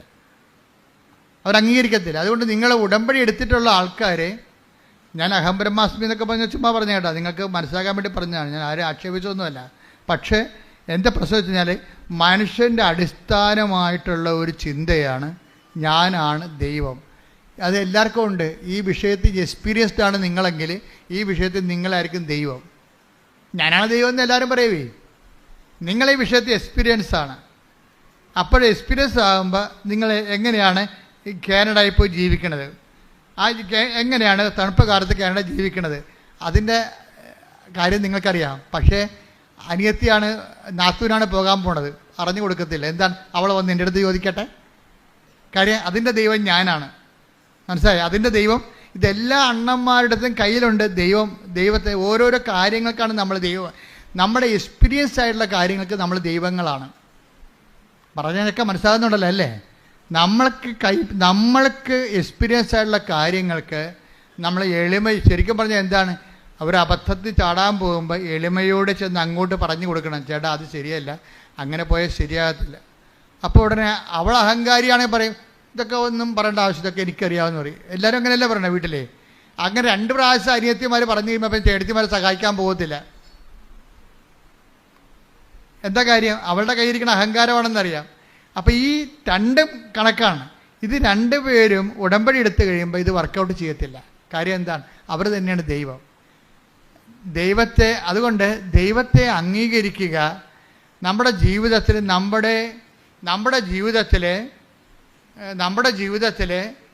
നമ്മളുടെ കൺട്രോളിൽ കിട്ടാത്ത കുറേ കാര്യങ്ങളുണ്ട്. അതുകൊണ്ട് എന്ത് ചെയ്യണം? അത് ദൈവമാണ് അത് കൈകാര്യം ചെയ്യേണ്ടത്. പുറകിൽ നിന്ന് വന്ന കുത്തും വെട്ടുമൊന്നും നമുക്ക് തടുക്കാൻ പറ്റത്തില്ല. അനക്കം കേട്ടാൽ ചിലപ്പോൾ തിരിയാൻ പറ്റും. ചിലപ്പോൾ കൊല്ലാൻ വന്നവന് അനക്കം ഉണ്ടാക്കി ബഹളം എല്ലാവരെയും വിളിച്ച് പറഞ്ഞിട്ടാണ് അവനത്. അല്ല, അവൻ പതുങ്ങിയല്ലേ വരത്തുള്ളൂ. അപ്പം അതുകൊണ്ട് തന്നെ നമുക്ക് ദൈവത്തിനെ നമുക്ക് വേണ്ടി വരും. പക്ഷേ ദൈവത്തെ നമ്മൾ അംഗീകരിക്കണം. അംഗീകരിച്ചിട്ട് എന്താ ചെയ്യേണ്ടത്? അംഗീകരിക്കുന്നതിൻ്റെ ഭാഗമായിട്ടാണ് നമ്മൾ അഹങ്കാരം അമർത്തണത്. പിടികിട്ടിയ? രണ്ട് ദൈവം ഒരുമിച്ച് വാസിക്കത്തില്ലല്ലോ. അഹങ്കാരം നമ്മൾ ദൈവമല്ലേ. നമ്മളെ ദൈവമാക്കുന്നത് ആരാണ്? അഹങ്കാരമല്ലേ. നമ്മളെ ദൈവമാക്കുന്നത് ആരാണ്? നമ്മുടെ അഹങ്കാരമാണ്. ഇപ്പം രണ്ട് ദൈവം ഒരുമിച്ച് വസിക്കാത്ത കാരണം അഹങ്കാരികളെ ചിതറിക്കാതെ, അത് അമ്മയുടെ വചനങ്ങളെ കണ്ടില്ലേ, അഹങ്കാരികളെ ചിതറിച്ചു. വചനം എടുത്ത് ശ്രുതിക്കട്ടെ. ഹല്ലേലൂയ, ഹല്ലേലൂയ, ഹല്ലേലൂയ. യേശുവേ നന്ദി. ഹല്ലേലൂയ, ഹല്ലേലൂയ, ഹല്ലേലൂയ, ഹല്ലേലൂയ, ഹല്ലേലൂയ, ഹല്ലേലൂയ. ലൂക്ക 1:52. ലൂക്ക 1:52. 51:52. അവിടുന്ന് തന്റെ ഭുജം കൊണ്ട് ശക്തി പ്രകടിപ്പിച്ചു. ഹൃദയ വിചാരത്തിൽ അഹങ്കരിക്കുന്നവരെ ചിതറിച്ചു. ശക്തന്മാരെ സിംഹാസനത്തിൽ നിന്ന് മറിച്ചിട്ടു. എളിയവരെ ഉയർത്തി. അപ്പോൾ ഇതിൻ്റെ അകത്ത് വരുന്ന ഒരു വിഷയം, അഹങ്കാരം കുറക്കുമ്പോൾ തന്നെ ഒരു എളിമ വരത്തില്ലേ? അപ്പോഴതിനാണ് വിനയം എന്ന് പറയണത്. ചില ആൾക്കാർക്ക് ഭയങ്കര വിനയമായിട്ട് നമുക്ക് നിവൃത്തിയില്ലാത്ത കാര്യം സാധിച്ചെടുക്കാൻ വേണ്ടി ചില ആൾക്കാർ വിനയം അഭിനയിക്കും. അവർക്ക് വിനയം അവർക്ക് വിനയമില്ല. ചുമ്മാ ഈ കാര്യം കാണാൻ വേണ്ടി തൽക്കാലം കാണിക്കുന്ന ഒരു അഭ്യാസമാണെന്ന് നമുക്കറിയാമെങ്കിലും ആ അഭിനയമല്ല. അതായത് ഈ അഹങ്കാരം അവസാനിപ്പിക്കുമ്പോഴാണ് വിനയം രൂപപ്പെട്ട് വരുന്നത്. അഹങ്കാരവും വിനയവും ഒരുമിച്ച് വസിക്കത്തില്ല. അതിവിടെ വിഷയമാണ്. ഉടമ്പടിയിലുള്ള ആൾക്കാർ ഇപ്പം അതെനിക്കറിയാം, എന്നോട് ആരും പഠിപ്പിക്കേണ്ട എന്ന് പറയത്തില്ല. അതാണ് അഹങ്കാരം. അതെനിക്കറിയാം, എന്നെ ആരും പഠിപ്പിക്കേണ്ട എന്ന് പറയും. ചില ആൾക്കാർ കുറേ മുമ്പോട്ട് പോയാലും പരിചയമില്ലാത്ത സ്ഥലത്ത് ചെന്നാലും ആരോടും വഴി ചോദിക്കത്തില്ല. തന്നെത്താൻ തിരക്ക് കണ്ടുപിടിക്കും. എന്താണ്? ആരോടും ചോദിക്കുമ്പോൾ എനിക്ക് വഴിയറിയാൻ പാടില്ലെന്ന് അവർക്കറിയത്തില്ലേ? അതിവർക്ക് കുറച്ചിലെന്ന് സാധനം. കുറച്ചിൽ കണ്ട ഇവർക്ക് എന്താ കൂടിയ ഉരുപ്പടിയാണെന്ന് അവർക്ക് തന്നെ അറിയാം. അതാണ് കുറച്ചിലെന്ന് പറയണത്. കുറച്ചിലെന്നല്ലേ പറഞ്ഞത് അഹങ്കാരത്തിന്. അപ്പോൾ ഇവർക്ക് തന്നെ അറിയാം ഇവരെന്താ കൂടിയ ഉരുപ്പടിയാണ്. ഒരു സ്ഥലത്ത് പോവുകയാണ്, പരിചയമില്ലാത്ത വഴിയാണ്, പക്ഷേ നിർത്തിപ്പോലും ചോദിക്കത്തില്ല ഇതെവിടെയാണ് പോകേണ്ടതെന്ന് ചോദിക്കത്തില്ല. എന്താണ്? തിരക്ക് കണ്ടുപിടിക്കും. ചില ഇപ്പോൾ വന്ന് ഗൂഗിളിനോട് മാത്രമല്ലേ ചോദിച്ചുള്ളൂ. അങ്ങനെയുള്ള ആൾക്കാർ കുളത്തിൽ ചാടണത്. ഇപ്പം അഹങ്കാരികൾക്ക് ഏറ്റവും വലിയ ഗുണം ചെയ്തിരിക്കുന്ന ഗൂഗിളാണ്. എങ്ങനെയായാലും എപ്പോഴായാലും പാഠശേഖരത്തൊക്കെ ചെന്ന് അവസാനിക്കണത്. ഗൂഗിളിൽ ചേച്ചി എപ്പോഴും തെറ്റിക്കില്ല. എന്നാലും വാ വിളിച്ച് ആരോടും ചോദിക്കത്തില്ല. നിങ്ങൾ വാ വിളിച്ചൊരു കാര്യം ചോദിക്കാത്തതാണെങ്കിൽ അഹങ്കാരിയാണെന്ന് നിങ്ങൾ ഓർത്തുവെച്ചാൽ മതി. അത് ഈ കാര്യത്തിന് വേണ്ടിയല്ല, പല കാര്യത്തിലും നിങ്ങൾ അഹങ്കാരിയാണ്. ഒരു കാര്യത്തിൻ്റെ പോവഴി എങ്ങനെയാണ് എന്ന് ചോദിക്കണം. അറിയാൻ പലരും ചോദിക്കണം. അത് ചോദിക്കുന്നില്ല, അതിന് മോന്തം കയറ്റി ഇരിക്കുകയുള്ളൂ. മറ്റുള്ളവർ ഇങ്ങോട്ട് വന്ന് പറയട്ടെ എന്നൊക്കെ പറയുന്ന സംഭവം ഇവർക്ക് ഉടമ്പടി വർക്കൗട്ട് ചെയ്യത്തില്ല. ഇത് മരിയ സ്പിരിച്വാലിറ്റി വർക്ക് ചെയ്യുന്ന സാധനമാണ്. അത് കാരണം അഹങ്കാരികളെ ഒന്നെങ്കിൽ ദൈവം ചിതറിക്കും, അല്ലെങ്കിൽ നമ്മളെ ചിതറിക്കണം. ഒപ്പിച്ചു പോകാൻ പറ്റത്തില്ല. അപ്പോൾ അത് വിനയാനെതിരെ അവൻ ഉയർത്തി. കണ്ട വചനത്തിൽ take the bed of God. ലൂക്ക 1:52. ശക്തന്മാരെ സിംഹാസനത്തിൽ നിന്ന് മറിച്ചിട്ടു. എളിയവരെ ഉയർത്തി. അപ്പൊ എളിയവരെ ആരാണ് ഉയർത്തുന്നത്? എളിയവരെ അവരുടെ ചിറ്റപ്പന അങ്കിളാവെന്ന് ഉയർത്തുകയല്ല. ആരാണ് ഉയർത്തണത്? ദൈവം. എന്ന് വെച്ചാൽ എളിയവരെന്ന് പറയുമ്പോൾ മെറിറ്റ്, നോട്ട് ബൈ മെറിറ്റ് എന്നതിൻ്റെ അർത്ഥം എനിക്ക് യോഗ്യതയില്ല, പിന്നെ ആരാണ്? എന്നെ ഒന്ന് ഉയർത്തണമേ.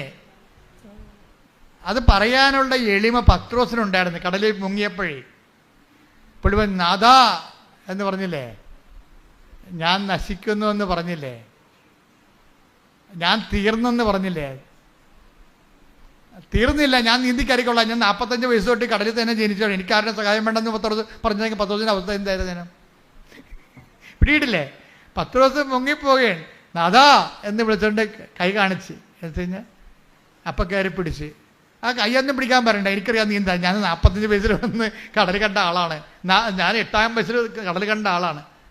നിങ്ങൾ കാർപ്പൻ്റർ അല്ലെന്ന് ചോദിച്ചാൽ പണി കിട്ടുക. അതാ വിഷയം.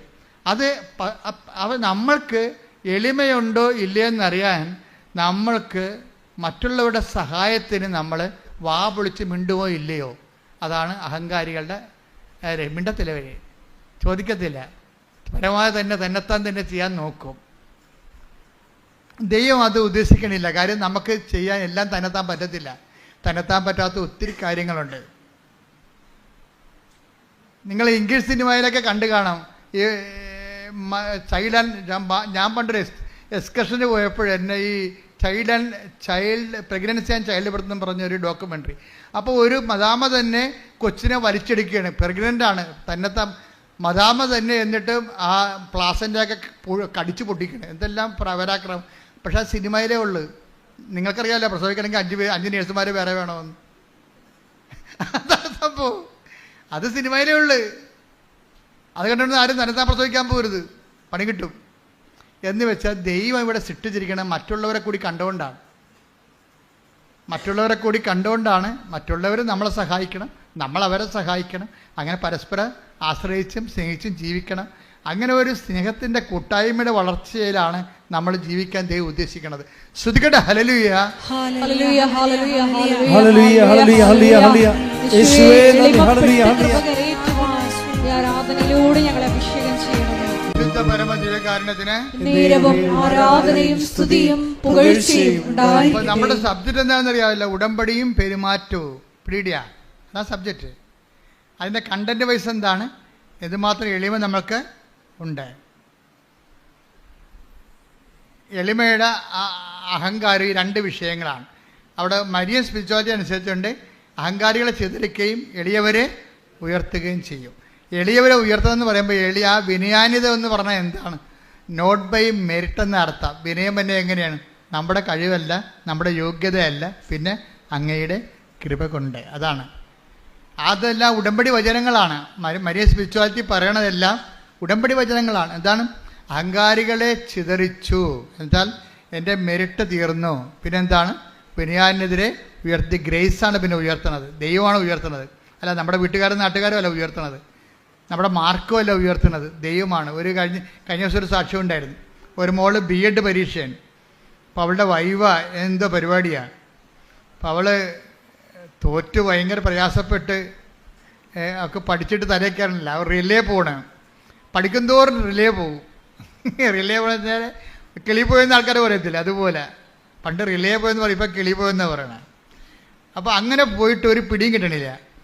ഇവള് വൈവയൊക്കെ വന്നിരിക്കുമ്പോൾ ഈ വൈവ അവൾ ഉടമ്പടി എടുത്തിട്ടുണ്ട്. മാതാവ് മാത്രമേ ഒരു ആശ്രയമുള്ളൂ, അവൾക്ക് സ്വന്തമായിട്ട് ആശ്രയമില്ല. പഠിച്ചതൊന്നും ഓർക്കണില്ല, അവളുടെ റിലേ പോയി. അപ്പോൾ മെറിറ്റ് റിലേ പോയെന്ന അർത്ഥം, കിളി പോയെന്ന അർത്ഥം എന്താ? മെറിറ്റ് പോയെന്ന അർത്ഥം. ഉടമ്പടി ഭാഷയിൽ എന്താണ്? അവൾ പഠിച്ചു, പക്ഷെ അവളുടെ തല നിൽക്കണില്ല, റിലേ പോയി. അപ്പോൾ മാതാവേ നീയേ ഉള്ളു കേട്ടാ. അപ്പോൾ അമ്മയും പറയും നീ ചെല്ലടി മോളെ, മാതാവ് ഉണ്ടാകും കൂടാ എന്ന് പറയും. അപ്പോൾ ഇവൾ ചെല്ലുമ്പോൾ തന്നെ വൈവാക്കിയിരിക്കണ മാഷ് പേടിച്ചും വിറച്ചൊക്കെ തന്നെ ചെല്ലണത്. മാഷ് ഇവിടെ കണ്ട് പറയും നീ ഇത്രയും പേടിക്കേണ്ട കാര്യമൊന്നുമില്ല, നീ കൃപാസനത്തിൽ പോയൊരു ഉടമ്പടി എടുക്കുന്നു പറയും. ആര്? അവിടെ ഇരിക്കണ മാസ്റ്റർ ഇവളോട് പറയണേ കൃപാസനത്തിൽ പോയൊരു ഉടമ്പടി എടുക്കാൻ. എക്സ്റ്റേണൽ അസസ്മെൻറ്റില്ലേ. അപ്പോൾ നീ കൃപാസനത്തിൽ പോയി ഉടമ്പടി എടുക്കാൻ പറയും. അപ്പോൾ ഉടനെ അയാൾ ഈ പെങ്കൊച്ചെന്ത് ചെയ്യുന്നത്, അവളുടനെ അവളുടെ പേഴ്സ് കൊടുത്തിട്ട് അവളെടുത്ത് ഉടമ്പടിയുടെ കാശ് രൂപ ഈ മാഷിനെ കാണിക്കും. ഞാൻ അവിടെ പോയതാണ്, ഉടമ്പടി എടുത്തതാണ്. അപ്പോൾ മാഷ് എന്ത് ചെയ്യും? മാഷിൻ്റെ ബാഗ് തുറന്ന് മാഷിൻ്റെ ഉടമ്പടി കാശ് രൂപം കാണിക്കും. ഒക്കെ അപ്പോൾ അവർ തമ്മിൽ ഉടമ്പടി കൂട്ടായി. കുറേ ആൾക്കാർ ഉടമ്പടി വഴി ഒത്തിരി പേര് അങ്ങോട്ട് ഇങ്ങനെ സഹായിക്കുന്നുണ്ട്. നിങ്ങൾ അങ്ങനെ ഇരിക്കണം കേട്ടാ. അതുകൊണ്ടാണ് ഉടമ്പടി നിങ്ങളുടെ കഴുത്തേക്ക് കെട്ടി തന്നിരിക്കുന്നത്. അങ്ങോട്ടും ഇങ്ങോട്ടും കണ്ടാൽ മനസ്സിലാക്കണം. അതാണ് ഒരു കാരണം. സഹായിക്കാൻ പറ്റുന്നവരാണെങ്കിൽ അങ്ങോട്ടും ഇങ്ങോട്ടും സഹായിക്കണം, അതാണ് വിഷയം. അപ്പം അതുകൊണ്ട് മാഷ് പറഞ്ഞ് നിനക്ക് സപ്ലി തരത്തില്ല, നീ പോയി 2ാമത് ട്രൈ ചെയ്യാൻ പറയും. അവൾ കമ്പ്യൂട്ടർ ട്രൈ ചെയ്തുകൊണ്ടിരിക്കുകയാണ്. 3/4 മണിക്കൂർ എടുത്തപ്പോൾ അവൾ ചെയ്തതിൻ്റെ അകത്തൊരു മിസ്റ്റേക്ക് ഉണ്ടായി. ഒരു ഹാഷ്, ഒരു സ്പേസ് എക്സ്ട്രാ കിടപ്പുണ്ട്. അവൾ 3/4 മണിക്കൂർ കൊണ്ട് നോക്കിയപ്പോൾ മാതാവ് കാണിച്ചു കൊടുത്ത് ഈ സ്പേസാണ് ഈ പ്രശ്നം ഉണ്ടാക്കിയിരിക്കുന്നത്. ആ സ്പേസ് അവൾ കമ്പ്യൂട്ടറെ കളഞ്ഞു കഴിഞ്ഞപ്പോൾ മൊത്തം മാർക്ക് അവൾ ജയിച്ച് പരീക്ഷയ്ക്ക്. ഹല്ലേലൂയ, യേശുവേ നന്ദി. അപ്പം അമ്മ സഹായിക്കുന്ന രീതി കണ്ട, ഏത് പരീക്ഷ ഹോളിലായാലും അമ്മയുടെ ആളെ വെച്ചിട്ട് നിന്നെ ഗൈഡ് ചെയ്യും. അപ്പോൾ നിനക്ക് പുറകെ കണ്ണില്ലെങ്കിലും അമ്മയുടെ കണ്ണവിടെ വർക്ക് ചെയ്യുന്നുണ്ട്, നിന്റെ കൂടെ സഞ്ചരിക്കുന്നുണ്ട് ഏത് പരീക്ഷാ ഹോളിലും. പ്രാർത്ഥിക്കുക, കർത്താവായ ദൈവമേ, കർത്താവായ ദൈവമേ, ഈ ദൈവസ്നേഹത്തിന്റെ സ്വർഗീയ കൂട്ടായ്മയിലെ ഈ ദൈവസ്നേഹത്തിന്റെ സ്വർഗീയ കൂട്ടായ്മയുടെ അതിന്റെ ഭാഗമാകാൻ കഴിയുന്നത് ദൈവകൃപയായി ഞാൻ തിരിച്ചറിഞ്ഞുകൊണ്ട് ഞാൻ അങ്ങയുടെ കാരുണ്യത്തെ മഹത്വപ്പെടുത്തുന്നു. ഈ അരൂപി നിലനിൽക്കുവാൻ പ്രത്യേക അഭിഷേകം നൽകണമേ. ശ്രുതിക്കട്ടെ, ഹല്ലേലൂയ, ഹല്ലേലൂയ, ഹല്ലേലൂയ, ഹല്ലേലൂയ, ഹല്ലേലൂയ. യേശുവേ നന്ദി, ഹല്ലേലൂയ, ഹല്ലേലൂയ, ഹല്ലേലൂയ, ഹല്ലേലൂയ, ഹല്ലേലൂയ. പരമദിവ്യകാരുണ്യത്തിന് നേരവും ആരാധനയും സ്തുതിയും പുകഴ്ചയും ഉണ്ടായിരിക്കട്ടെ. നമ്മുടെ വിഷയം ഉടമ്പടിയും പെരുമാറ്റവും, അതാണ് ഒരു സബ്ജക്റ്റ്. അതിലൂടെയാണ് അങ്ങനെ വരുമ്പോൾ ദൈവം ഏത് സമയത്ത് വേണമെങ്കിലും നമുക്ക് ദൈവത്തിന് നമ്മുടെ മെരിട്ട് പോകുന്ന എല്ലാ ഇടങ്ങളിലും ഗ്രേസ് വർക്ക് ചെയ്യുന്ന രീതി അതാണ്. ഇപ്പോൾ ഇവർക്ക് ഗ്രേസ് വർക്ക് ചെയ്ത് കണ്ടില്ലേ? ഇതുപോലെ തന്നെയാണ് നമ്മുടെ സുനിലിൻ്റെയും ബീനയുടെയും കഥ പറഞ്ഞില്ലേ? ഇപ്പം സുനിലും എന്താ വീണ്ടും കിടപ്പായി, പുള്ളി സാക്ഷ്യം പറഞ്ഞില്ല, ദൈവത്തിൻ്റെ പ്രൊട്ടക്ഷൻ പോയി, സംരക്ഷണം പോയി. സാക്ഷ്യം പറഞ്ഞില്ല, എന്ത് പറ്റും? സംരക്ഷണം പോകും. അപ്പോൾ പുള്ളി വീണ്ടും തലച്ചോറ് ശോഷിച്ച് വീണ്ടും കിടപ്പായി. പിന്നെ അടുത്ത പരിപാടി എന്താണ്? 42 വയസ്സ് 52 വയസ്സാകുമ്പോൾ മരിക്കും. അതാണ് കണക്ക്. 5 പേര് അങ്ങനെ 5 പേരെ ഒരു വീട്ടിൽ മരിച്ചിരിക്കുന്ന സെയിം രോഗമാണ്. ഇപ്പം 2 പേര് കിടപ്പുണ്ട് മരിക്കാൻ വേറെ. ഈ സുനിൻ്റെ വീട്ടിൽ 2 പേര് ഇത് കിടപ്പുണ്ട്, വേറെ കിടപ്പുണ്ട്. ഇയാളെ 3ാമത്തെ ആളാണ് ആ കുടുംബത്തിൽ ഇപ്പം കിടക്കണത്. ഇയാളെ എഴുന്നേറ്റിട്ട് പിന്നെയും കിടക്കുകയും. ഇത് ഒരുമാതിരി സംഭവമല്ല ശരിക്കും പറഞ്ഞാൽ അത്ഭുതമായ ഒരു സംഭവമാണ്. അപ്പോൾ ആദ്യം ഇവർക്ക് അനുഭവം കിട്ടിയല്ല. എന്താ കാര്യം? പണ്ടിതുപോലെ കിടന്നു പോയിട്ട് കൃപാസനം അമ്മ രക്ഷപ്പെടുത്തിയതല്ലേ. പക്ഷേ ഇവരെന്ത് ചെയ്ത്? സാക്ഷ്യം പറഞ്ഞില്ല. അത് കാരണം സംഭവം തിരിച്ചു വന്നു. അപ്പോൾ ബീനയ്ക്ക് കാര്യം മനസ്സിലായി. ബീന വന്നിട്ട് വീണ്ടും ഉടമ്പടി എടുത്തിട്ട് കൊണ്ടുപോയി ഭർത്താവ് കിടപ്പാണല്ലോ, ഭർത്താവിൻ്റെ കാലിലെ വെള്ളയിലെ നിറകയിലുമൊക്കെ ഉടമ്പടി തൈലം വിശ്വാസ പ്രമാണം ചൊല്ലി പുരട്ടി ഒരു ദിവസം കഴിഞ്ഞപ്പോൾ ബീന നോക്കി നിൽക്കുമ്പോൾ ഭർത്താവിൻ്റെ മുറിയിൽ നിന്ന് ഒരു നീല വെളിച്ചം ഇങ്ങനെ ഉരുണ്ട് വന്ന് ഫ്രണ്ടിലെ വാതിലെ കൂടി പുറത്തേക്ക് പോണ്.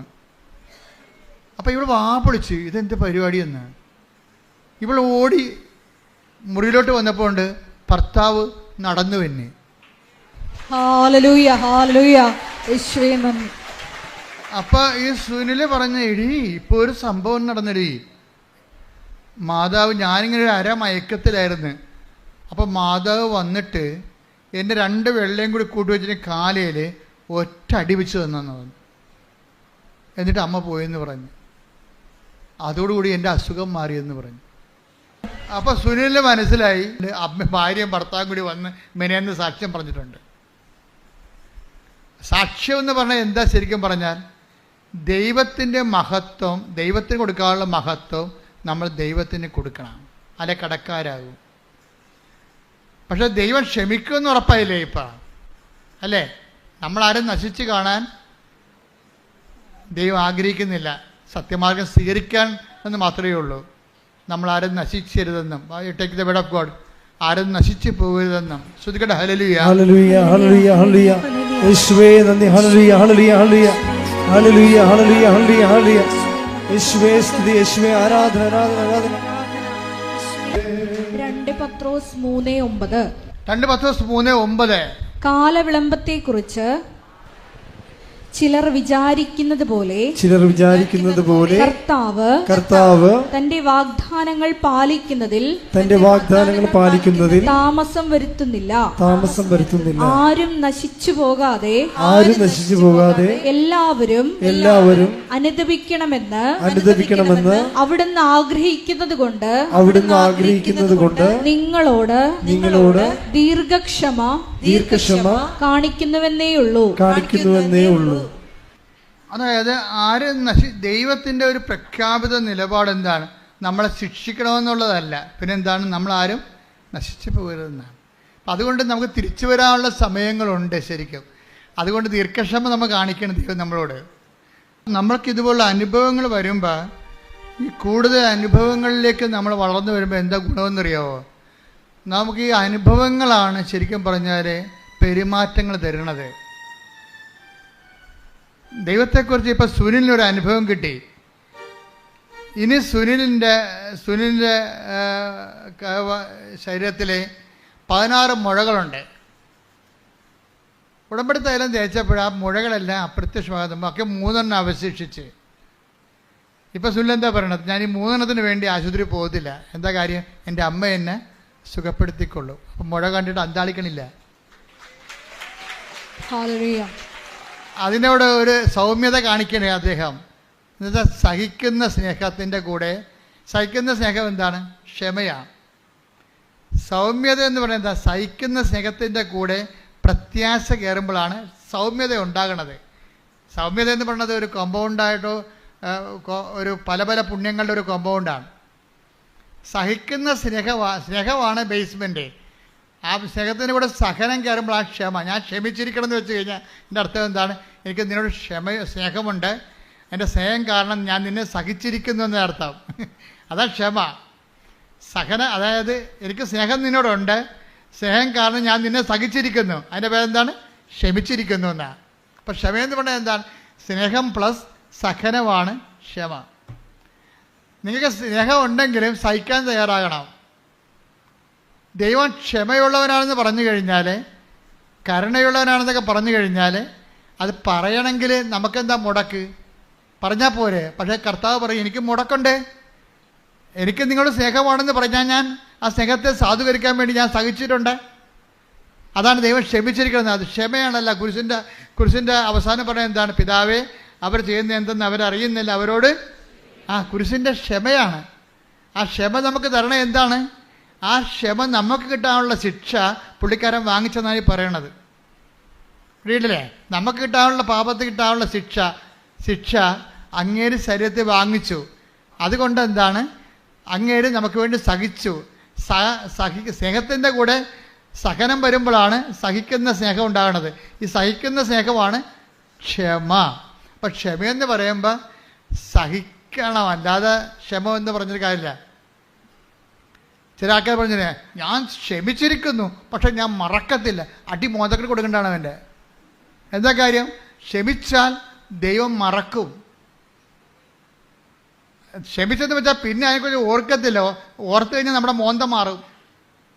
ഇല്ലേ? ക്ഷമിച്ചെന്ന് പറഞ്ഞിട്ട് പിന്നെയും ഈ തേള കുത്തിയ മോന്തയായിട്ട് നടക്കുകയല്ലേ. ക്ഷമിച്ചു എന്ന് പറഞ്ഞിട്ട് പിന്നെയും നമ്മുടെ മോന്ത അവരെ കാണുമ്പോൾ തേള കുത്തിയ പോലെ ഇരിക്കും. നീ ആരെങ്കിലും നിങ്ങൾ കാണുമ്പോൾ തേള കുത്തിയ മോന്ത കാണിച്ചിട്ടുണ്ടെങ്കിൽ നീ ക്ഷമിച്ചിട്ടില്ല അവരോട്.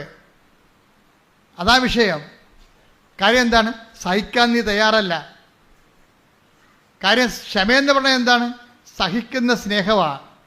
ഈ സഹിക്കുന്ന സ്നേഹം ചില ആൾക്കാർ നമ്മൾ പലവട്ടം സഹിക്കേണ്ടി വരും. ഭർത്താവിനും ഭാര്യനൊക്കെ ഉള്ള കുഴപ്പം അതാ. കാര്യം രണ്ടും ഒരു കൂര താമസിക്കുകയല്ലേ. പലവട്ടം ഞങ്ങൾക്കൊരു ഇടവകയിൽ ചെന്ന് കഴിഞ്ഞാൽ 5 കൊല്ലം ഇടവക്കാർ നമ്മളെ സഹിച്ചാൽ മതി. 5 കൊല്ലം കഴിയുമ്പോൾ ബിഷപ്പ് പറയും വണ്ടി വിട്ടേക്കാൻ പറയും അടുത്ത ഇടവയിലോട്ട്, അടുത്ത ഇടവക്ക് പണി ഉണ്ടാക്കാൻ വേണ്ടി. എന്നാലും ഞങ്ങൾ പരമാവധി ആൾക്കാർ സ്നേഹിച്ചൊക്കെയാണ് ജീവിക്കുന്നത്. പരമാവധി എല്ലാ കാര്യങ്ങളും ഇടപെടുകയും ചെയ്യും. ഞാനോർക്കണേ ഇനി ഒരു ജന്മം കിട്ടിയാൽ ഞാൻ കത്തോലിക്ക പുരോഹിതനാകും. എന്താ കാര്യം? ജനങ്ങളെ സ്നേഹിക്കാൻ ഇതുപോലുള്ള ഒരു അവസരമുള്ള ഒരു ശുശ്രൂഷ വേറെയില്ല. ഞാനെന്തുകൊണ്ടാണ് നിങ്ങൾക്ക് രാത്രിയും പകലും സംഭരിപ്യമാക്കണത്? എന്താ കാര്യം? എന്നെ കൈയും കാലും കെട്ടാൻ എനിക്ക് ആരുമില്ല. കാര്യം ഞാൻ എടുത്ത സ്വന്തം തീരുമാനത്തിലാണ് ജീവിതം സമർപ്പിച്ചിരിക്കുന്നത്. അപ്പോൾ ദൈവം എന്തുകൊണ്ടാണ് അതിൻ്റെ കൂടെ നിൽക്കണത്? അതിൻ്റെ കൂടെ ദൈവം നിൽക്കണത് എന്തുകൊണ്ടാണ്? നിങ്ങൾ തന്നെ സാക്ഷ്യം, നിങ്ങളുടെ ഭർത്താവിനോടോ ഭാര്യയോടോ ഉള്ള സമർപ്പണം സത്യസന്ധമാണെങ്കിൽ ദൈവം നിങ്ങളുടെ കൂടെ നിൽക്കും.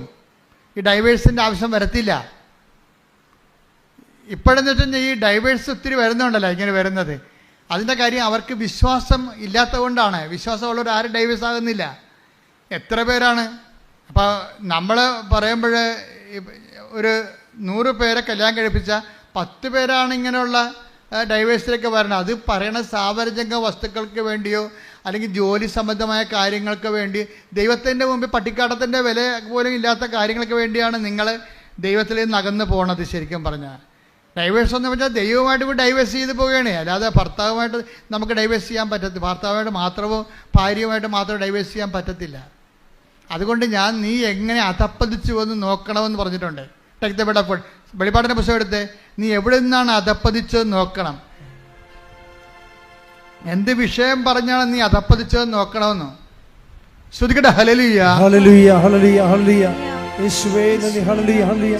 യേശുവേ യേശുവേ ഹല്ലേലൂയ ഹല്ലേലൂയ ഹല്ലേലൂയ ഹല്ലേലൂയ ഹല്ലേലൂയ ഹല്ലേലൂയ ഹല്ലേലൂയ ഹല്ലേലൂയ. യേശുവേ ആരാധന ആരാധന. വെളിപാട് 2:5. വെളിപാട് 2:5. അതിനാൽ നീ ഏതവസ്ഥയിൽ നിന്നാണ് അധപ്പതിച്ചതെന്ന് ചിന്തിക്കുക. അനുദപിച്ച് ആദ്യത്തെ പ്രവർത്തികൾ ചെയ്യുക. അല്ലെങ്കിൽ ഞാൻ നിന്റെ അടുത്ത് വരികയും നിന്റെ ദീപപീഠം അതിന്റെ സ്ഥലത്ത് നിന്ന് നീക്കിക്കളയുകയും ചെയ്യും. ദീപപീഠം എന്ന് പറഞ്ഞത് എന്താണ്? ജ്ഞാനസ്ഥാന അവസരത്തിൽ നമുക്ക് തരുന്ന വെളിച്ചമാണ് വിശ്വാസം. അതുകൊണ്ടല്ല മരിക്കാൻ നേരത്തെ അച്ഛന്മാർ വന്നിട്ട് തലക്കിപ്പകത്ത് വെളിച്ചം കത്തിച്ച് വെക്കണത്. എന്താ പറയണത്? എന്നിട്ട് എന്താ പറയണത്? ജ്ഞാനസ്ഥാനത്തിൽ കൊടുക്കുമ്പോൾ ഈ ദീപം കൊടുക്കുമ്പോൾ എന്താ കൊടുക്കണത്? ദീപം ജ്ഞാനസ്ഥാനത്തിൽ കൊടുത്തിട്ട് കൊച്ചിൻ്റെ കൈ കൊടുത്ത് പറയും, മാതാപിതാക്കന്മാരെ ജ്ഞാനപിതാക്കളെ, നിങ്ങളുടെ കുഞ്ഞ് ക്രിസ്തുവിനാൽ പ്രകാശിതയാണ്. അവളെന്നും വെളിച്ചത്തിൻ്റെ മകനായി ജീവിക്കേണ്ടതാണ്. ക്രിസ്തുവിൻ്റെ പ്രകാശം അവനിൽ തിളങ്ങി വിളങ്ങട്ടെ. ദിവനാഥം വരുമ്പോൾ സ്വർഗസ്ഥരായ എല്ലാ വിശുദ്ധമായിട്ട് അവിടുത്തെ എതിരേൽക്കുവാനുള്ള ഭാഗ്യം അവർക്ക് ലഭിക്കട്ടെ എന്ന് പറഞ്ഞുകൊണ്ടാണ് ദീപപീഠം തരണത്. ദീപപീഠം തരികണേ, വെളിച്ചം വിശ്വാസം തരികണേ. നീ വിശ്വാസത്തിനെതിരെ പ്രവർത്തിച്ചാൽ ഞാൻ വന്നിട്ട് ആദ്യം വിശ്വാസം എടുത്ത് മാറ്റുമെന്ന്. കാര്യം എന്താണ്? നിനക്ക് വിശ്വാസം തന്നിട്ട് കാര്യമില്ല. അതിന് കർത്താവ് പറയണം, ന്യായം എന്ന് പറയണത് പന്നികളുടെ മുമ്പിൽ നിങ്ങളുടെ രത്നങ്ങൾ വിതറരുത്. Take the bed of God. ശ്രദ്ധിക്കട്ടെ. ഹല്ലേലൂയ ഹല്ലേലൂയ ഹല്ലേലൂയ ഹല്ലേലൂയ ഹല്ലേലൂയ. യേശുവേ നന്ദി. ഹല്ലേലൂയ ഹല്ലേലൂയ ഹല്ലേലൂയ ഹല്ലേലൂയ ഹല്ലേലൂയ ഹല്ലേലൂയ. മത്തായി 7:6. മത്തായി 7:6. വിശുദ്ധമായത് നായ്ക്കൾക്ക് കൊടുക്കരുത്. നിങ്ങളുടെ മുത്തുകൾ പന്നികൾക്ക് ഇട്ടുകൊടുക്കരുത്. അവ അത് ചവിട്ടി നശിപ്പിക്കുകയും തിരിഞ്ഞ് നിങ്ങളെ ആക്രമിക്കുകയും ചെയ്തേക്കാം. എങ്ങനെയുണ്ട് പരിപാടി?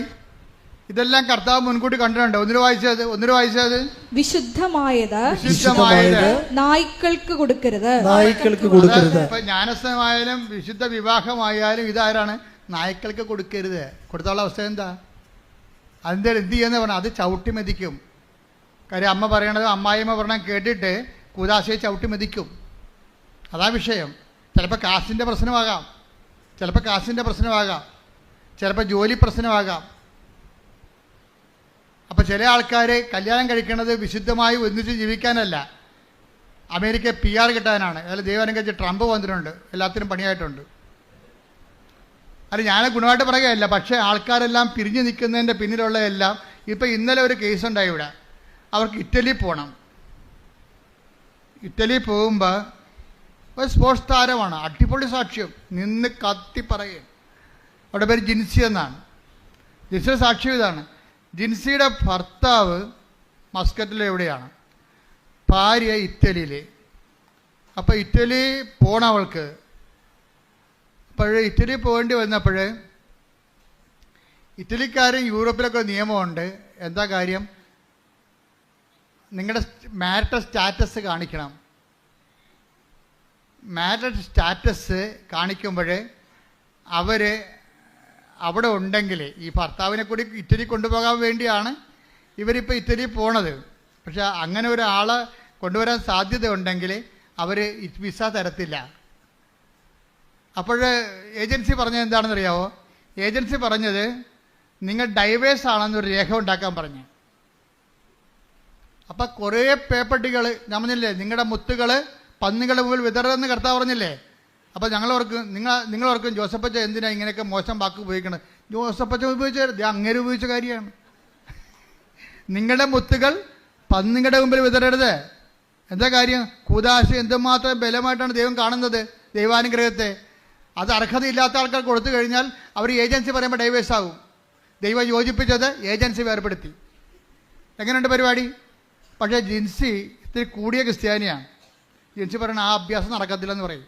ഞാൻ അൾത്താറെ നിന്നുകൊണ്ട് കർത്താവിൻ്റെ നാമത്തിൽ എൻ്റെ ജീവിത ഉടയോനെ പിടിച്ചതാണ്, കർത്താവിൻ്റെ കരം പിടിച്ച്, ഞാൻ ചെയ്യത്തില്ലെന്ന് പറയും. അപ്പം ഞാൻ അപ്പോൾ പറഞ്ഞു എന്നാൽ നടക്കത്തില്ലെന്ന് പറയും. കാര്യം പല ആൾക്കാരും ഇനി പാസ്പോർട്ടിൽ തിരുത്തണം, ഞാൻ ഡൈവേഴ്സ്ഡ് ആണെന്ന്. ഡൈവേഴ്സ് ചെയ്ത് കഴിഞ്ഞാൽ പിന്നെ എന്ത് ചെയ്യും? ഡൈവേഴ്സ്ഡ് ആണെന്ന് പാസ്പോർട്ട് രേഖ വേണം. എല്ലാ രേഖകളും ഡൈവേഴ്സ് ഒന്ന് വേണം. അതോടുകൂടി ജീൻസ് റെഡിയല്ല, ഇത് ചെയ്യാൻ റെഡിയല്ല. കാര്യം അവൾ പറയുന്ന ന്യായം, ഞാൻ അൾത്താറിൽ ദിവ്യകുർബാനയുടെ മുമ്പിൽ നിന്നുകൊണ്ട് കർത്താവിൻ്റെ നാമത്തിലാണ് ഞാൻ കരം പിടിച്ചിരിക്കുന്നത്. അത് ജീവിതം പോയാലും ശരി കർത്താവിനോട് പാലിച്ച ഉടമ്പടി ഞാൻ പാലിക്കും. എന്നിട്ട് ഞാൻ മാതാവിനോട് പറഞ്ഞു, അമ്മേ ജീവിക്കണമല്ല അമ്മ എന്ന് പറഞ്ഞു. വിശ്വസിക്കുകയും ചെയ്യണം, എനിക്ക് ജീവിക്കുകയും ചെയ്യണം. അതാണ് വർത്തമാനം. കേട്ടില്ലേ? അമ്മ പറഞ്ഞനുസരിച്ച് ഞാൻ അത് വഴിപ്പെട്ടിട്ടില്ല. ആ പ്രലോഭനത്തിൽ ഞാൻ വീണില്ല. പക്ഷേ എനിക്ക് ജീവിക്കണ്ടേ, എൻ്റെ ഭർത്താവിന് ജീവിക്കണ്ടേ, ഞാനും മക്കളും ഒരുമിച്ച് ജീവിക്കണ്ടേ, കുഞ്ഞുങ്ങളെ പഠിക്കണ്ടേ, വിശ്വാസത്തിൽ കുഞ്ഞുങ്ങൾ ഞങ്ങളുടെ കൂടെ ഉണ്ടായാലല്ലേ അവരെ വിശ്വാസം വളർത്താൻ പറ്റത്തുള്ളൂ എന്ന് പറഞ്ഞുള്ള ഇവളിങ്ങനെ ചുമ്മാ മൊബൈൽ തോണ്ടിക്കൊണ്ടിരിക്കുന്ന സമയത്ത് പെട്ടെന്ന് ജർമ്മനിയിൽ ഒരു കോൾ ഫോർ കണ്ടപ്പോൾ ഇവളുടെ ബയോഡേറ്റ അടിച്ചു കൊടുത്ത് ഉടനെ ജർമ്മനിക്കാർ ഇവരെ വിളിച്ച് 10 മിനിറ്റിനുള്ളിൽ ഓൺലൈൻ ഇൻ്റർവ്യൂ നടന്ന് യു ആർ അപ്പോയിൻറ്റഡ് എന്ന്. അപ്പൊ ദൈവത്തിന്റെ രീതി കണ്ടാൽ ദൈവം നമ്മുടെ കൂടെ നിൽക്കും. ഭർത്താവും ഭാര്യയും ജർമ്മനിക്ക് പോവുകയാണ് മക്കളെയും കൊണ്ട്. അതെന്താ കാര്യം? അവൾക്ക് അഭിമാനിക്കാൻ ജീവിതകാലം മുഴുവൻ അവളുടെ പേര് ഈ അൾത്താരെ പറയേണ്ടി വന്നത് അവളുടെ വിശ്വാസ സാക്ഷ്യമാണ്. ഇതാണ് സാക്ഷ്യം എന്ന് പറയണത്. സാക്ഷ്യം എന്ന് പറയുന്നത് വിശ്വാസം എന്തിനുള്ളതാണ്? സാക്ഷ്യമായി ജീവിക്കാനുള്ളതാണ്. പ്രാർത്ഥിക്കുക, കർത്താവേ എന്റെ വിശ്വാസത്തില് സാക്ഷ്യമായി ജീവിക്കുവാൻ എന്നെ സഹായിക്കണമേ.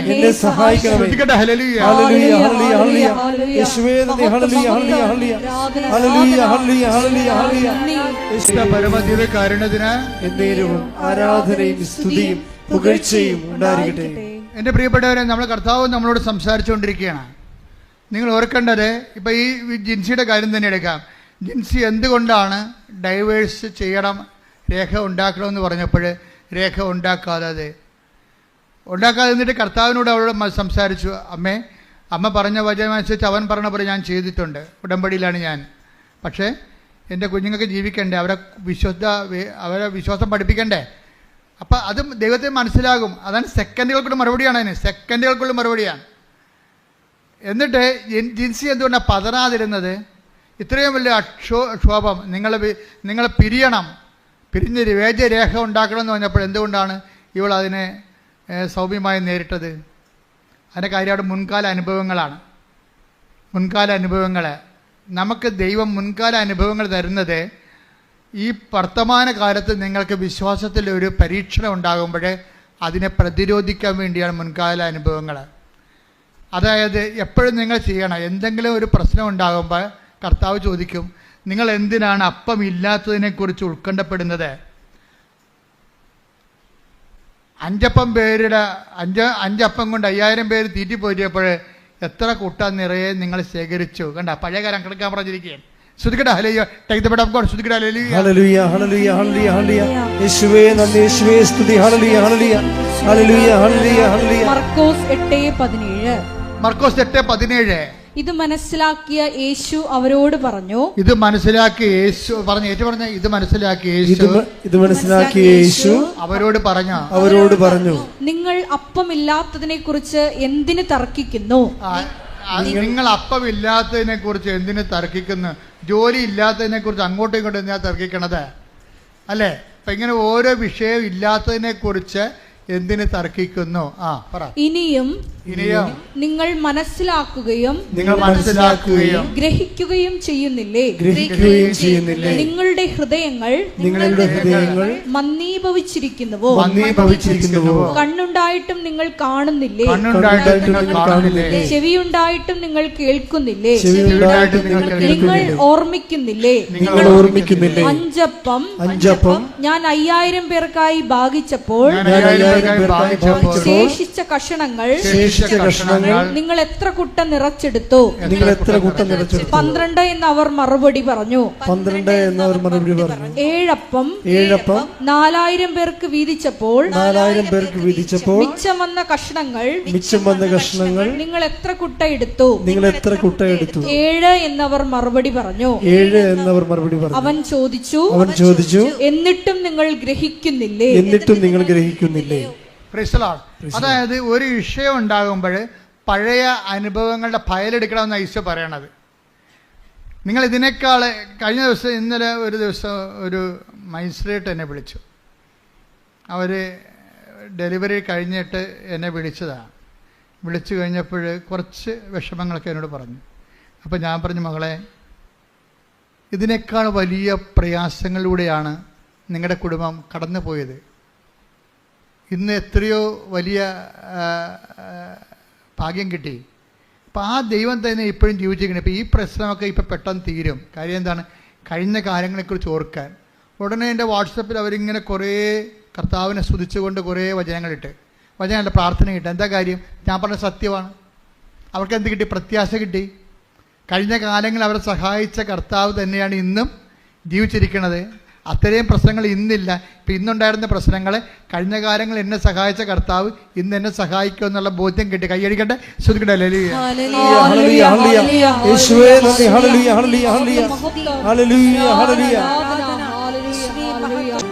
നമുക്ക് ഇരുകരങ്ങളും ഉയർത്തി സ്തുതിക്കാം. ഹല്ലേലൂയ, മഹത്വം, മഹത്വം, ആരാധന, ആരാധന. ഹല്ലേലൂയ, ഹല്ലേലൂയ. പരമദിവ്യകാരുണ്യത്തിന് കണ്ണുകളടച്ച് കൈകൾ കൂപ്പി കൈകൾ നെഞ്ചോട് വെച്ചുകൊണ്ട് കർത്താവിൻ്റെ തിരുസന്നിധിയിൽ നമ്മൾക്കായിരിക്കാം. കർത്താവേ, നിന്റെ വിശുദ്ധ പൗരോഹിത്യത്തെ മഹത്വപ്പെടുത്തണമെന്ന് പ്രാർത്ഥിക്കുന്നു. ശ്രദ്ധിക്കട്ടെ. ഹല്ലേലൂയ, ഹല്ലേലൂയ, ഹല്ലേലൂയ, ഹല്ലേലൂയ, ഹല്ലേലൂയ. മഹത്വം, മഹത്വം, ആരാധന, ആരാധന. കർത്താവേ, അന്ധന് കാഴ്ച നൽകിയവനെ, കർത്താവേ, ചെകിടന് കേട് നൽകിയവനെ, കർത്താവേ, ഊമന് സംഭാഷണം നൽകിയവനെ, കർത്താവേ, മഹ്ബൂബ് രോഗി സുഖപ്പെടുത്തിയവനെ, കർത്താവെ, മരിച്ചവനെ ഉയർപ്പിച്ചവനെ,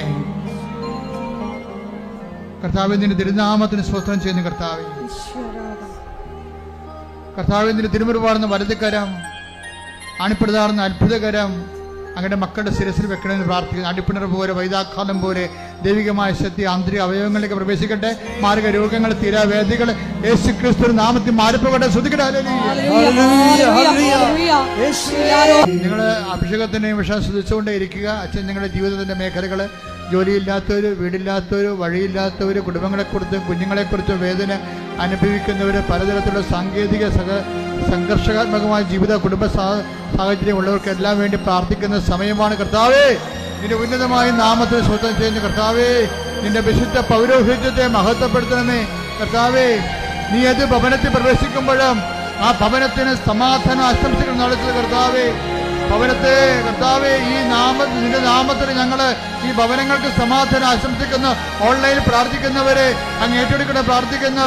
എന്റെ കർത്താവിന് ഉന്നതമായ നാമത്തില് കർത്താവെ, ഡൈവേഴ്സ് താമസിക്കുന്നവരെ, വിവാഹമോചിതരായവരെ, കർത്താവ് ഒരുമിച്ച് താമസിക്കാൻ ആഗ്രഹിക്കുന്നവരെ, ജീവിക്കാൻ ആഗ്രഹിക്കുന്നവരെ, ഒരുമിച്ച് പിരിഞ്ഞു പോയവരെ, ഒരുമിച്ച് ജീവിക്കാൻ ആഗ്രഹിക്കുന്നവരെ, അവരെല്ലാം സ്പർശിക്കാൻ പ്രാർത്ഥിക്കുന്നു.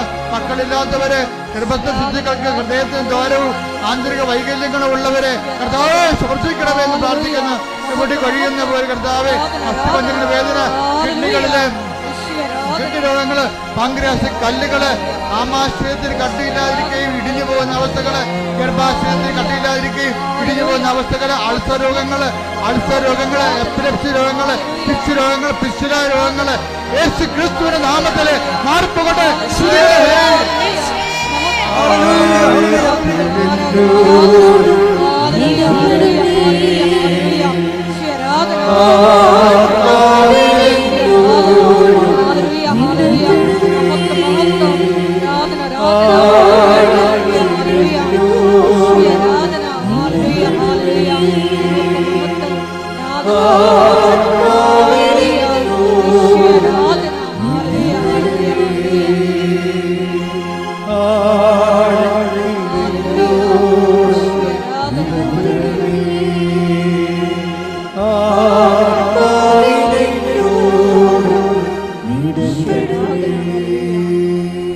സ്ഥലസംബന്ധമായ വിഷയങ്ങൾ, ഭവന സംബന്ധമായ വിഷയങ്ങൾ, ജോലി സംബന്ധമായ വിഷയങ്ങൾ, വിദ്യാഭ്യാസ സംബന്ധമായ വിഷയങ്ങൾ എല്ലാം ചേർത്ത് മാതാവിൻ്റെ തിരുസന്നിധിയിൽ അമ്മയുടെ മാധ്യസ്ഥ പ്രാർത്ഥിക്കുന്ന സമയമാണ്. കർത്താവേ, സ്ഥലങ്ങൾ കൊടുക്കാനുള്ളവർ, വിൽക്കാനുള്ളവർ, ജപ്തി നടപടി നേരിടുന്നവർ, സ്ഥലം പാകോടമ്പടി ചെയ്ത് കിട്ടാത്തവരെല്ലാവരെയും ഈ നിമിഷം പരിശുദ്ധമ ദൈവമാതാനും മാധ്യസ്ഥ ഈശോയ്ക്ക് സമർപ്പിക്കുന്നു. ദൈവത്തിൻ്റെ കരുണ അവരിലേക്ക് ആവശ്യിക്കട്ടെ. മക്കളെക്കുറിച്ച് വേവലാതി കൊള്ളുന്നവർ, പഠിക്കുന്ന കുഞ്ഞുങ്ങൾ, പഠനത്തിൽ പുരോഗതി ഇല്ലാത്തവർ, പഠിക്കാൻ പറ്റാത്തവർ, പഠിക്കുന്നത് മനസ്സിൽ പതിഞ്ഞു നിൽക്കുന്ന പരീക്ഷയെ പരിഹരിക്കാൻ കഴിയാത്തവർ എല്ലാ മക്കളെയും നിന്റെ തിരുമുറാണ് വലതുകരത്തെ സ്പർശിക്കണമെന്ന് പ്രാർത്ഥിക്കുന്ന കർത്താവ്. ഉദ്യോഗസ്ഥരെ, ജോലി ഇല്ലാത്തവർ, ജോലി തേടുന്നവരെ, ഉള്ള ജോലി നഷ്ടപ്പെടാൻ പോകുന്നത്, ഉള്ള ജോലിക്ക് വേണ്ടത്ര ശമ്പളമില്ലാത്ത ജോലി മാറാൻ ആഗ്രഹിക്കുന്നവർ, രാജ്യം മാറാൻ ആഗ്രഹിക്കുന്നവർ, കർത്താവ് ഒരുമിച്ച് ജീവിക്കാൻ ആഗ്രഹിക്കുന്നവർ, ജോലി സംബന്ധ വിഷയങ്ങളിൽ കർത്താവ് ജീവിതം നഷ്ടപ്പെട്ടവരെ എല്ലാവരും സഹിച്ച് പ്രാർത്ഥിക്കുന്നു. ദൈവത്തെ വിസ, ഇൻ്റർവ്യൂ, PR അതുപോലെയുള്ള എല്ലാവിധ ഓഫർ ലെറ്റർ, അതുമൂലം ഉണ്ടാകുന്ന ഓരോ തകരാറുകൾ, വിഷമതകൾ അനുഭവിക്കുന്ന എല്ലാവരുടെയും എല്ലാ വിഷമതകളും യേശു ക്രിസ്തു നാമത്തിൽ ബന്ധിക്കുന്നു.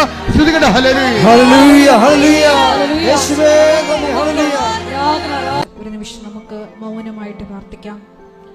സുവിശേഷ കൈമാറ്റത്തിനുള്ള അധിക കൃപ, മറ്റുള്ളവരുടെ മുമ്പിൽ ഈശോയെ നിന്നെ ഏറ്റുപറയുവാനുള്ള കൃപ ഞങ്ങൾക്ക് നൽകണമേ എന്ന് പ്രാർത്ഥിച്ചുകൊണ്ട് ശിരസ് നമിച്ച് നമുക്ക് ദിവ്യകാരുണ്യനാഥൻ്റെ ആശീർവാദം അതീവ സ്നേഹത്തോടെ സ്വീകരിക്കാം.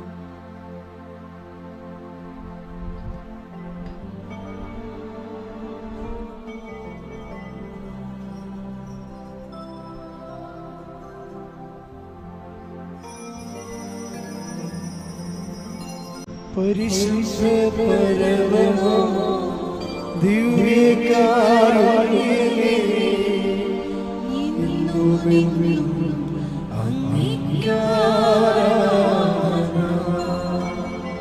പരിശുദ്ധ പരമമാ ദിവ്യകാരുണ്യമേ,